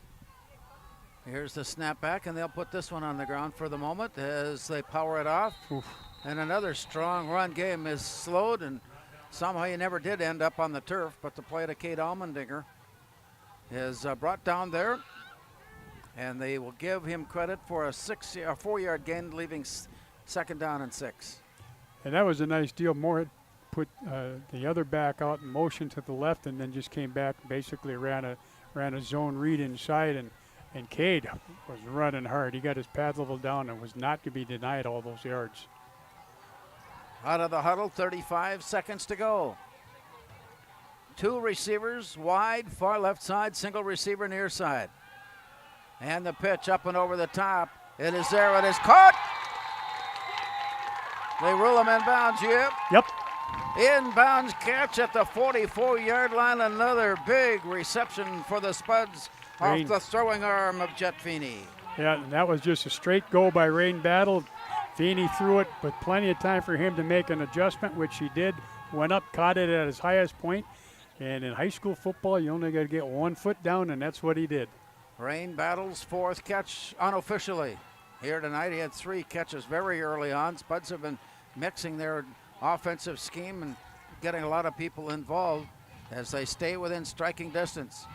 The Warriors, big defensive stop. They loaded up the concrete and poured a wall. And from there, the stop was made by Matt Taves. Yep, and that time their linebacker, T.J. Tumpkin, read that right away, shot the gap, which really he had to bend it back, and it's too bad. But he That's just the end of the third quarter, and the teams will meet. 4 fingers go into the air for the 4th quarter of play at Jim Goda Stadium. After 3, it's Brainerd 21, Moorhead 13.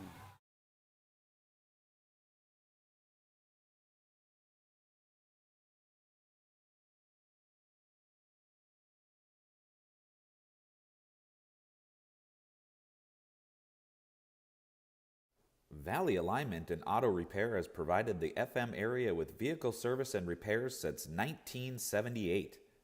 They perform your vehicle service needs from oil changes and brakes to transmission and engine rebuilds. Valley Alignment and Auto Repair is a proud sponsor of Spuds Athletics and wish all the athletes and families a great 2022-23 school year and sports season.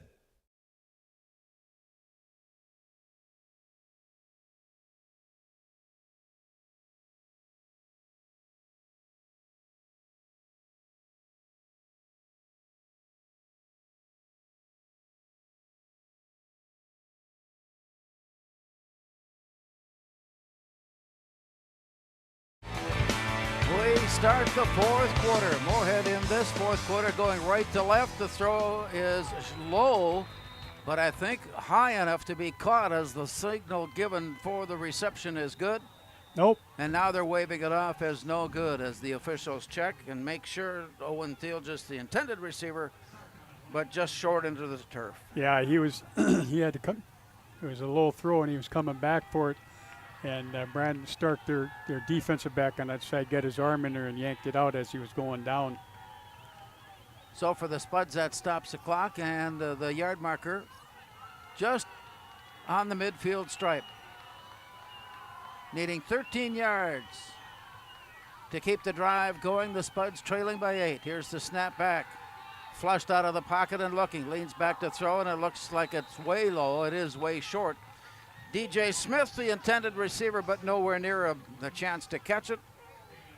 And that brings up 4th down for Moorhead. And this is one of the rare times where we are going to see a legitimate punting situation. I think so. And that's too bad. Feeney got flushed out of the pocket by a blitzing T.J. Tumpkin, and he just couldn't get any mustard on the ball because he was running left and trying to throw left, and he couldn't get his shoulders around. So the Spuds punter stands at his own 38-yard line. The snap is there for him, and the kick is away. Coming up and spinning and now running, Stengram off to the far side and out of bounds at the sideline, and Brainerd has the football. Nice high kick and good coverage by the Spuds, and he was trying to get to a wall that they had set up and left, and the defenders did a nice job of staying in their lanes and forcing that out, and then the outside guy was able to come in and run him out of bounds, so really about a 5-6 yard gain. And so with that, the ball given to Brainerd on this next drive, starting with just underway in the 4th quarter. Brainerd holding on and trying to preserve their 8-point lead. Ball resting at the 30-yard line. As Holtz takes a look, he'll reset his running back off to the near side. Here's the snap back, and it's Holtz on the keeper. He cuts back against the grain and is upended and brought down near the 34. That's about a 4-yard gain. Rossland comes up with the stop, and it's second down. Yeah, that was a zone read keeper that time where they've been running all that zone and all that trap stuff up front, and then he just pulls it and tries to get around the corner. Moore did a pretty good job at defending that.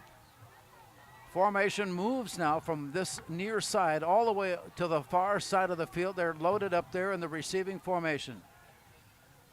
Holtz moves his running back off to the side, and there's the quick handoff there, and the Spuds saw the play develop, and they pick it up. Holbrook on the carry, and a short gain there, brought down at the 37-yard line, and it brings up third down. That's kind of neat. That time they ran where they pulled the guard around the tackle that time, and that's where they're trying to lead up. It's not quite a trap, but he was trying to get up on the backer, and Moorhead's backers did a nice job of getting underneath that one. On third down and 2. Man sets up now on the near side. Is that the direction of the play? He'll get the handoff and has the first down. He's one step away, and he's on his way. Spuds have a player to catch him, and they lose the football. It is knocked away, and then out of bounds it goes, and that's where the play will be declared dead. Spuds were on the verge of a recovery of a fumble on the way upfield, but the field position certainly is there for the Warriors to improve on their 8-point lead. And he got about a 15-yard gain because that ball was fumbled forward. Whoever it was, I couldn't see who came up from behind and, did the swipe, and then he gets 15 extra yards out of it. And it puts the ball down at the 7-yard line. So this is what is often referred to as the breaks of the game. Yep. Brainerd now with a chance to improve on their 8-point lead. In the backfield, running back alongside. Holbrook gets the call, and he's in for the score. He took a hit, but he was already in the end zone. Yep. And the Warriors waste no time taking advantage of an errant running football and improve their lead. That's unbelievable. Basically, they just ran the same play they've been running all night, just that little inside run. It almost looks like they're running a draw play, and Brainerd really did a nice job of coming off the ball and giving him a running lane to get in. He basically went in the end zone untouched. So the point after try. Holtz will hold. Snap is back, put in place. Kick is on its way up, and the kick is good. And so with that, 10:03 now showing in the fourth quarter. It's Brainerd 28, Moorhead 13.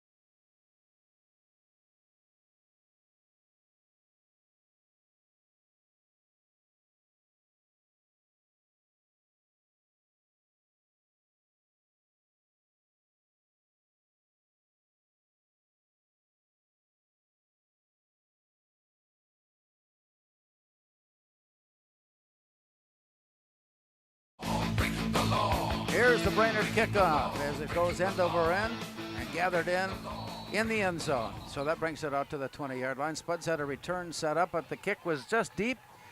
And so with that, it'll be first down for the Spuds. And they have found very difficult here in the third quarter, the second half particularly, of advancing the ball against this Brainerd defense. Yeah, they've stiffened up a little bit. I tell you what, their safeties are doing a good job of not being in a hurry to come up on play action pass or any of the stuff. They're staying back, and so the passing game hasn't been there, and they're just really tough enough up front where the yards have been really tough for the running game. 28-13 Brainerd. Moorhead has the football. We're in the fourth quarter. As they line it up, here's the snap back and a quick toss off to the far side. And it is thrown short and low, and it is knocked away, and it is incomplete. Rain Battle, the intended receiver.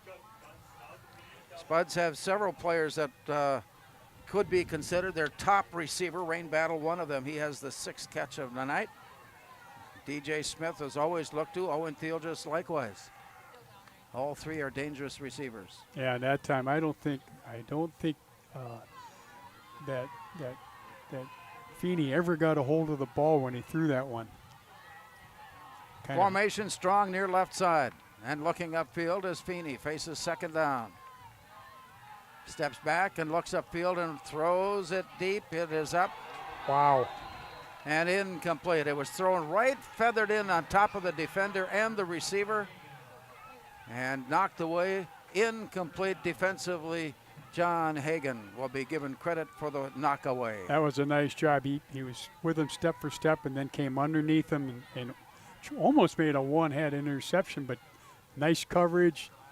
Ball was out there. He just did a nice job of knocking that down.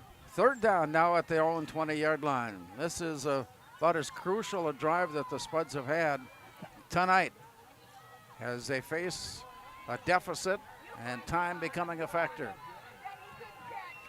And again, look for something upfield on this third down play. Feeney, quick look on the near side, sets the screen. Here's Owen Thielges. Not a lot of room there. And he goes down near the 26-yard line. Thielges on the reception, unofficially his 4th catch of the night. Yeah, and they just ran a little out. He was the inside of the trips and ran that out, hoping that he could find a little running lane of some sort. And they just doing a nice job of keeping stuff in front of them, rallying to the ball when they see where it is. And at this point on the field, facing a 4th down situation, the punting team is on. And waiting. One of the teams, Brainerd, has taken a timeout here. I think they might want to make sure that they understand that sometimes the quarterback is the punter. Yeah. Even though at this point in the field, but the game is on the line. And we'll return to Jim Goda Stadium. 9:17 to go. It's Brainerd 28, Moorhead 13.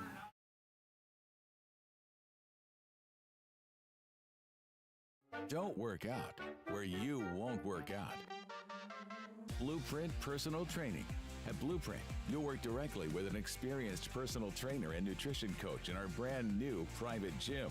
Tell us about your fitness goals, and we'll provide the personalized workouts and motivation to get the results you want to see. Training, nutrition, accountability. Blueprint Personal Training. BlueprintFargo.com.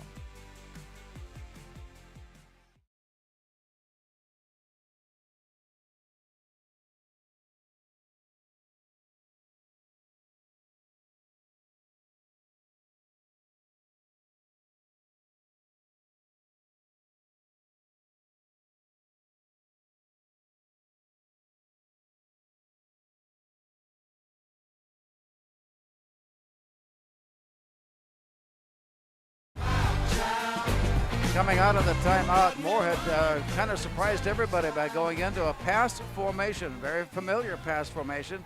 And on 4th down, looking like who knew if they would punt or pass or try a end-around run. And the pass was overthrown, and that brings up 4th down, and the ball is turned over. Yeah, and they just tried to run a feather one into Kate Almendinger. He came out of the backfield on a swing pass, basically. And unfortunately, the ball was about that far too much far for him to handle. He could only get one hand on it, so now they've turned it over on downs. So with that, Brainerd in a 13-point lead. Let's make that a 15-point lead as they lean off to the far side, and the pass is thrown, and a nice ankle tackle along the far side, dropping down. Didn't try to go for the shoulders and keep the ball going. He simply on the tackle got down to make sure. And Rain Battle again comes up with a stop on the play. And at the 25-yard line, it's 2nd down for Brainerd. That was kind of a neat play. They actually faked like they were going to throw something quick, and then were looking for some type of control and go. Moorhead didn't bite, and he had to throw it to a secondary receiver. With some room there, it got closed down in a hurry. Holbrook again getting the call. He's been busy. He's had a lot of carries tonight. You mentioned earlier you think he's approaching 100 yards rushing on the night. Oh, yeah. I'd be very surprised if he hasn't surpassed that by now. Yep, and I tell you, that's a nice job again by Tate Lynn from the linebacker spot, sniffing that out, and that could have been a longer play than it was. See what the Warriors have in mind on this third down situation. Needing short yardage here is the pitch. To the near side, cutting back in against the grain and down at about the 20-yard line. They'll spot him there. That should be enough. Oh, no, they need to reach the 17.5-yard line. They need the 18, and they're not quite there. Yep, they're only on about the 20, and again, just ran that toss play out to the right. I like how they put him in motion. He kind of runs in place and then takes off and gets to pitch for that toss play. And again, good pursuit by the Spuds. They're not backing down at all here. Big fourth down play here. 7.5 minutes to go. The Warriors are giving every indication that they're going to take a timeout on this fourth down play before they send in what they may even try another field goal. That's quite a distance. Spotted at the 20. This would be a 37-yard field goal attempt if they go from there. And so with that, the Warriors do take a timeout, and play has stopped. We'll return with 7:17 to go. It's Brainerd 28, Moorhead 13.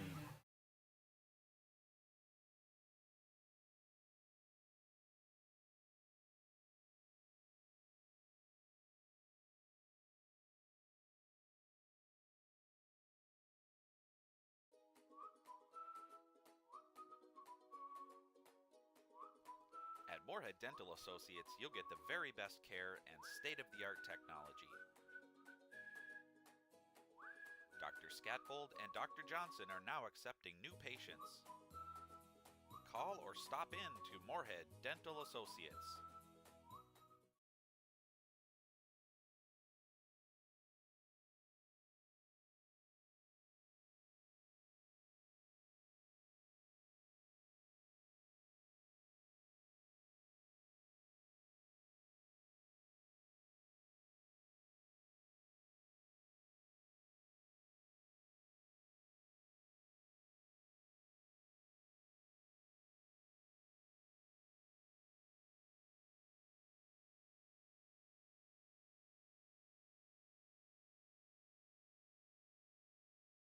Coming out of the timeout, Brainerd came out and showed an offensive play.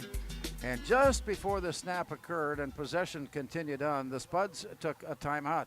Now that means that they were thinking they weren't really quite ready for what they were about to see. Well, they came out with no backs and quads to the left, and then he was going to sprint. It looked like he was going to sprint out that way, and they would not have had that defended very well because they needed to get another safety over the top, and they just get him, so he called a timeout. And so the discussion continues, reminding you that the Spuds are back in action again 1 week from tonight, right back here at Jim Goda Stadium when they take on St. Cloud Tech. And another rivalry game for Brainerd as they will take on Alexandria, the Cardinals and the Warriors battling it out. And there'll be a lot of interest in that one to see how that goes. Meanwhile, the Concordia Cobber football team, after a bye week last week, back in action from St. Scholastica, 1 o'clock tomorrow right here on 970 WDAY. Again, the spread formation on this fourth down play. The snap is there, back to pass and looking, batted up into the air, and batted up into the air, and finally it is knocked away and complete. Spuds had a hit on it, Brainerd had a hit on it, and it's knocked away. Fourth down incomplete. First down, Moorhead. And I tell you what, Brighton Jost that time, he came off the edge, Larry, and he got a hand on the quarterback, and it kind of pulled him back so that ball sailed a little bit. But Moorhead had really good coverage on the receiver also. So all those timeouts, apparently they worked. That worked. Yeah. See what the Spuds have in mind here, trailing by 15. So it's a two-score game with 7:14 to go. Not quite halfway through the fourth quarter. Let's see what Jet Feeney has in mind. He was not at all happy with the way the last pass that he threw unfolded. And the ground game here, the Spuds have said that all along that they would like to establish their ground game and see if they can't get the run to advance the ball upfield and then rely on the pass along the way. Well, Brainerd's defense has been such tonight that they've stopped the run, and they've stopped the pass, and for the most part, it's been just one plain difficult night for the Spud offense. Yep, it has been. I tell you, they're doing a nice job of keeping those running lanes clogged up. standing back and waiting. Jet Feeney puts the man off to the near side. That is DJ Smith, and the throw goes to the other side. There's the screen pass set up there and to the sideline, but then the hit just as he crossed over the original line of scrimmage. A short gain there on the pass completion. Yeah, basically running a bubble screen out there, and I tell you, Brainerd does a nice job of coming up in the lanes. The outside, the corner stays outside so that he can funnel that inside, and that's exactly what he did there. And then they've got great help, and their safety, Herkenhoff, gets up there in a hurry and finishes that off too. Third down, Moorhead, needing 7. 3 receivers near side. Snap is back, and Jet Feeney. He has the pass here completed at the 30.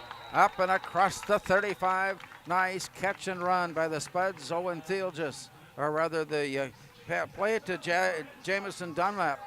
Dunlap with his first catch tonight gives Moorhead a first down. And they got it. Moorhead's got somebody down. There's an injured Moorhead player, just very slow, working his way up. And that reminds us also of what we saw at the start of the game tonight, recognizing the importance of the teammates that you have, the teammates that you play against. The injured Brainerd player from a year ago was handed off the game ball tonight to the Moorhead coaches and to the Brainerd coaches as they signified his recovery.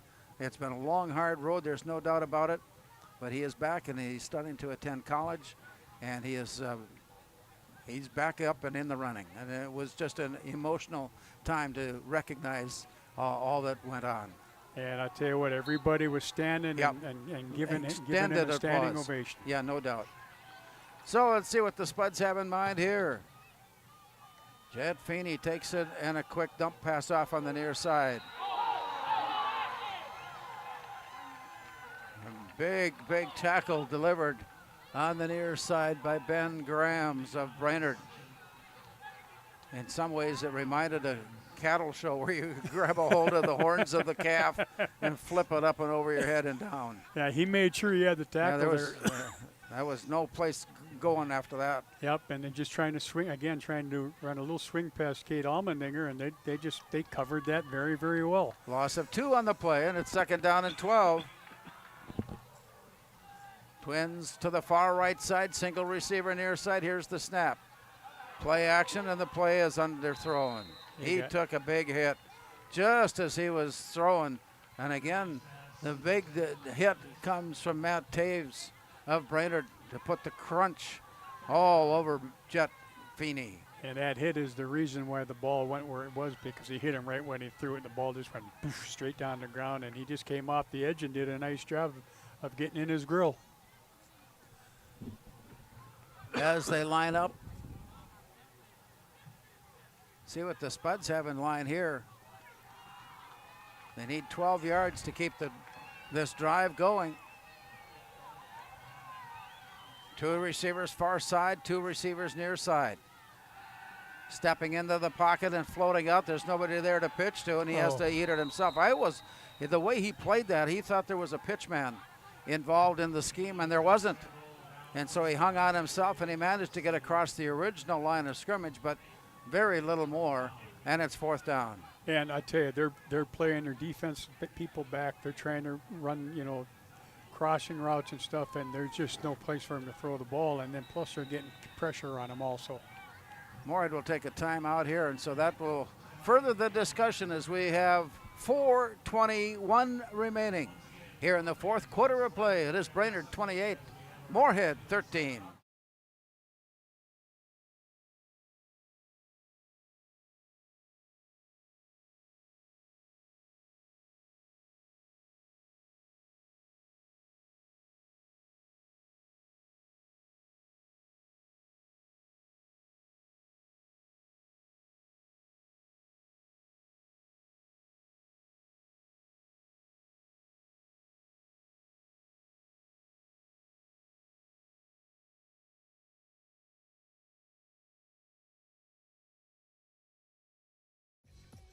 We are The Breakdown.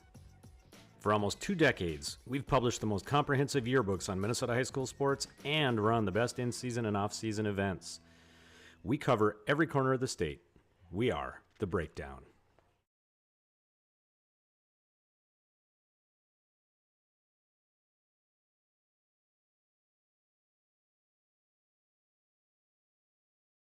I'll be damned. Moorhead out of the timeout. Hooks up with DJ Smith. He needed 12. I think he got 13.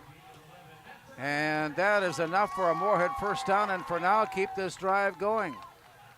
Facing a crucial fourth down play, and they found an open man on the play, and Jet Feeney feathered it in. And with that first down, the chains have moved on. First, the line of scrimmage now is at the 47-yard line. And I tell you, when DJ catches the ball, he's hard to bring down. He runs hard, and he He's plays big. He's got some speed to go with it. Yep. Long count. Here's the snap back and a quick toss to the near side. Catch is made and then bumped out of bounds. The reception. Nope, 12. Kerfier.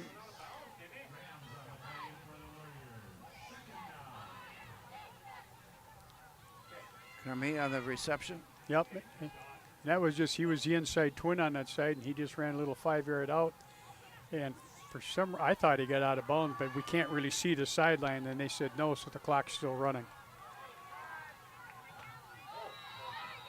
Spuds may get a first down by penalty as they were lined up and ready to go. The Warriors jumped into the gap. Yep. Offside is the call. That's 5 yards, more than enough needed. And the Spuds keep this drive going now with 3:14 to go. And more the clock becoming a factor. And as the Spuds break huddle now from the Brainerd 41-yard line. 3 receivers to the far side, 2 receivers near side. Jet Feeney alone in the backfield. Tried to draw them offside once again, nothing doing. So he'll wait and take the snap. And there it is, a quick toss. He's throwing quickly to the near side and out of bounds near the 38-yard line. He didn't get out of bounds, Larry. Kerfier again, or Kermie rather, is again the receiver, but he didn't get out of bounds. That out of bounds marker is obliterated by all of the Spud players that are standing out at the sideline, and so we have to take a guess on occasion. And again, a quick toss. The catch is made, and Jamison comes to the near sideline, and that is Rain Battle who makes the catch. Rain Battle's reception is maybe enough, and again, it is very close. Not quite. The line to gain is the 31, and they are at the 32. Yeah, good job by Rain. Again, just running that quick out. Everything's on timing, and he got it. He started to come inside, and I think somebody yelled at him to get out of bounds. And with that 32-yard line, 2:35 now showing. Spuds have put a drive together here late in the fourth quarter, trailing by 15. And on this drive, there's the snap back, and again, a quick toss. Catch is made. Rain Battle gets inside the 25 and down to the 24-yard line. The speed of the game has picked up here on this drive. It has changed the way the Spuds have been able to complete their passes. And that's exactly what's happening. He had the present mind knowing where the first down marker was too. So with the chains put in place, it is now first down, and Feeney's quick toss near side is run to the sideline. And once again, Kermie. Yep. Yeah, it was Rufus. And so with that gain of 5, it leaves Moorhead second and 5 as we get closer and closer to the 2-minute mark.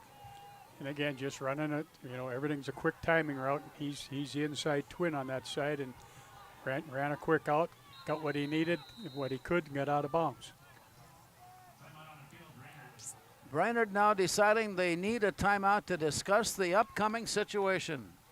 Moorhead is driving, 2:16 to go, fourth quarter. The Warriors 28, Moorhead 13.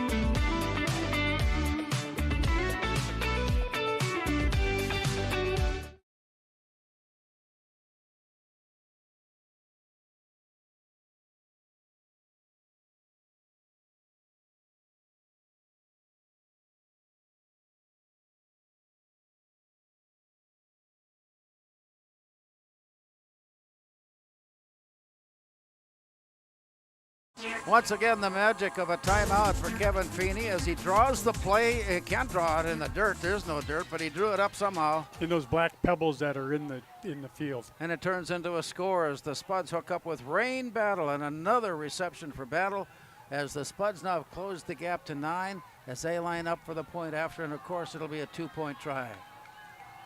See what the Spuds have in line. Kevin Feeney's out on the field. I think he's trying to get a timeout taken. And we're going to keep it here because we don't know what's going to happen next. Don't know what's going to happen, but they lined up with only 10 players. And that happened once earlier in the first quarter too. That just didn't have enough players on the field, and so it'll cost a timeout, but it may prevent a block of the point after or the run. We'll see what happens. But the Spuds again just kind of sneaking around, hanging around, and sneaking in on the Warriors as they have pulled within 9. And with the point after coming up. Well, now he's got the kicker out there. Well, if a conversion of 1 or 2 would make it a 1-possession game. It depends on whether you need 6 or 7 or 8. Well, this way they still only need 8. It's better to kick it here and make it and then worry about going for 2 if they are fortunate enough to get in the end zone again. Well, they've lined it up. This point after try by Moorhead. The snap is back and put in place. And we may try again. Let's see what the whistle is all about. False start, Moorhead. That'll put the attempt 5 yards farther back, which is not necessarily a disaster, except the fact that he made the first try. Yeah. So he's got the swing down now. He's just going to be 5 yards farther back. So the penalty has put the ball back at the 8-yard line, and that's where the point after try will come. As they tee it up. Snap again is right there, and the kick is on its way up, and the kick is good. Good. It's a 2-point or a kick. A single-point conversion try makes it an 8-point game with 2:12 remaining. It's Brainerd 28, Moorhead 20.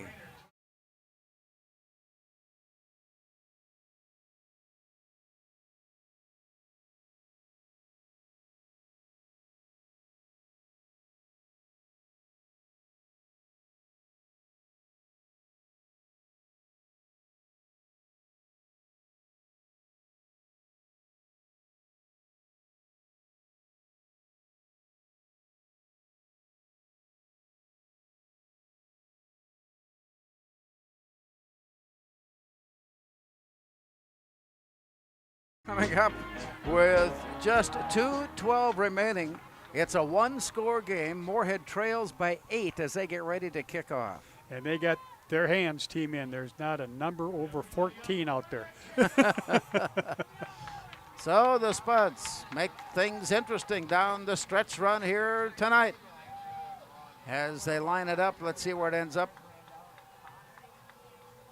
There's a certain knack to this art, and there's a certain art to this knack. Here's the punch, and it rolls up, and it is knocked away and out of bounds. Let's see which way it goes. The Spuds took a run at it, jumped up into the air to try and field it, and almost had it. The coaching staff next to us here was ecstatic on the almost recovery try. And what's too bad is that one of the most sure-handed people, DJ Smith, is the one that went up to get it, and it just bounced off the top of his hands. I think he saw something there instead of just grabbing it and hanging on to it. Well, the art that we were talking about, the knack of kicking it to get the bounce. Did. And it did. He knocked it right in front of the intended receiver. And here we go. Well, I think we're going to see run, run, and run. And run. Something to keep the clock going. Here's the turn and the handoff, and the run is there. A ground gaining run out near the 45-yard line in Moorhead territory. 15, that is Sean Holbrook on the carry. Olsted comes up with the stop from Moorhead. And the marker is spotted down at the 45, so not quite enough. Yep.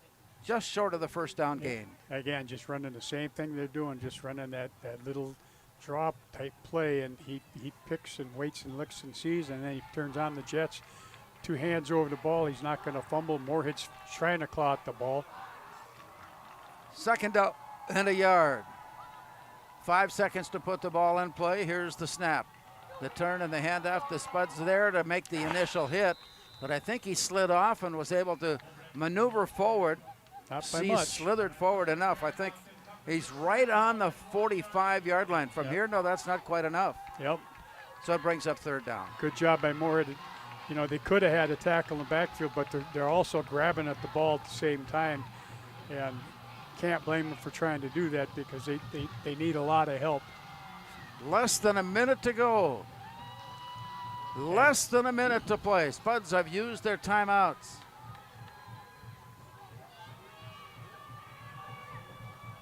Three receivers near side Brainerd. 3 seconds to put the ball in play, and the Spuds make the stop. And that brings up fourth down. I'll tell you what, we're seeing a Spuds defense team that is starting to gel. Yeah, they're starting to gel, and I tell you, they wanted that play. So he lost a yard. He lost 2 yards. As they mark it down all the way to the 47-yard line. But time is becoming very much they can't, determining factor here. Don't the even have Spuds to cannot. snap it. They don't even need to snap it as the play clock is being put in place. The fans have been treated to an exceptional, closely played football game here tonight. We'll be back and recap in a moment. Our final score tonight from Jim Goda Stadium, Brainerd 28, Moorhead 20.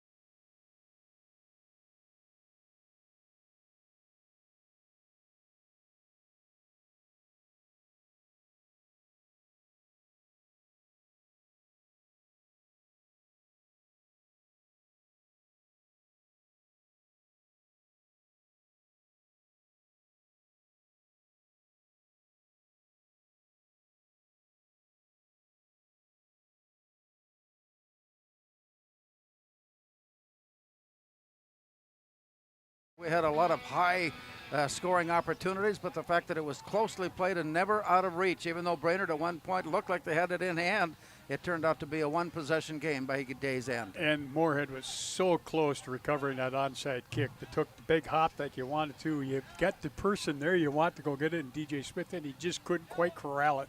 And with the win, Brainerd stays unbeaten. They go to 4-0 as they head into next week's game with Alexandria. For the Spuds, they drop now to 2 wins and 2 losses as they return to Jim Goda Stadium 1 week from tonight to take on St. Cloud Tech. We're inviting you to join us tomorrow afternoon from Duluth as the Concordia Cobra football team returns to action, taking on St. Scholastica. The kickoff is set for 1 o'clock tomorrow right here on 970 WDAY 93.1 FM. What an exciting one tonight. Again, our thanks to Brandon Lunick and to Cassidy Bjorklund for joining us at halftime to talk about all the activities in Moorhead and about Moorhead Legacy Foundation. For Kent McLeod and for Jacob in studio, this is Larry Knutson thanking you for being with us tonight. Our final score, Brainerd 28, Moorhead 20.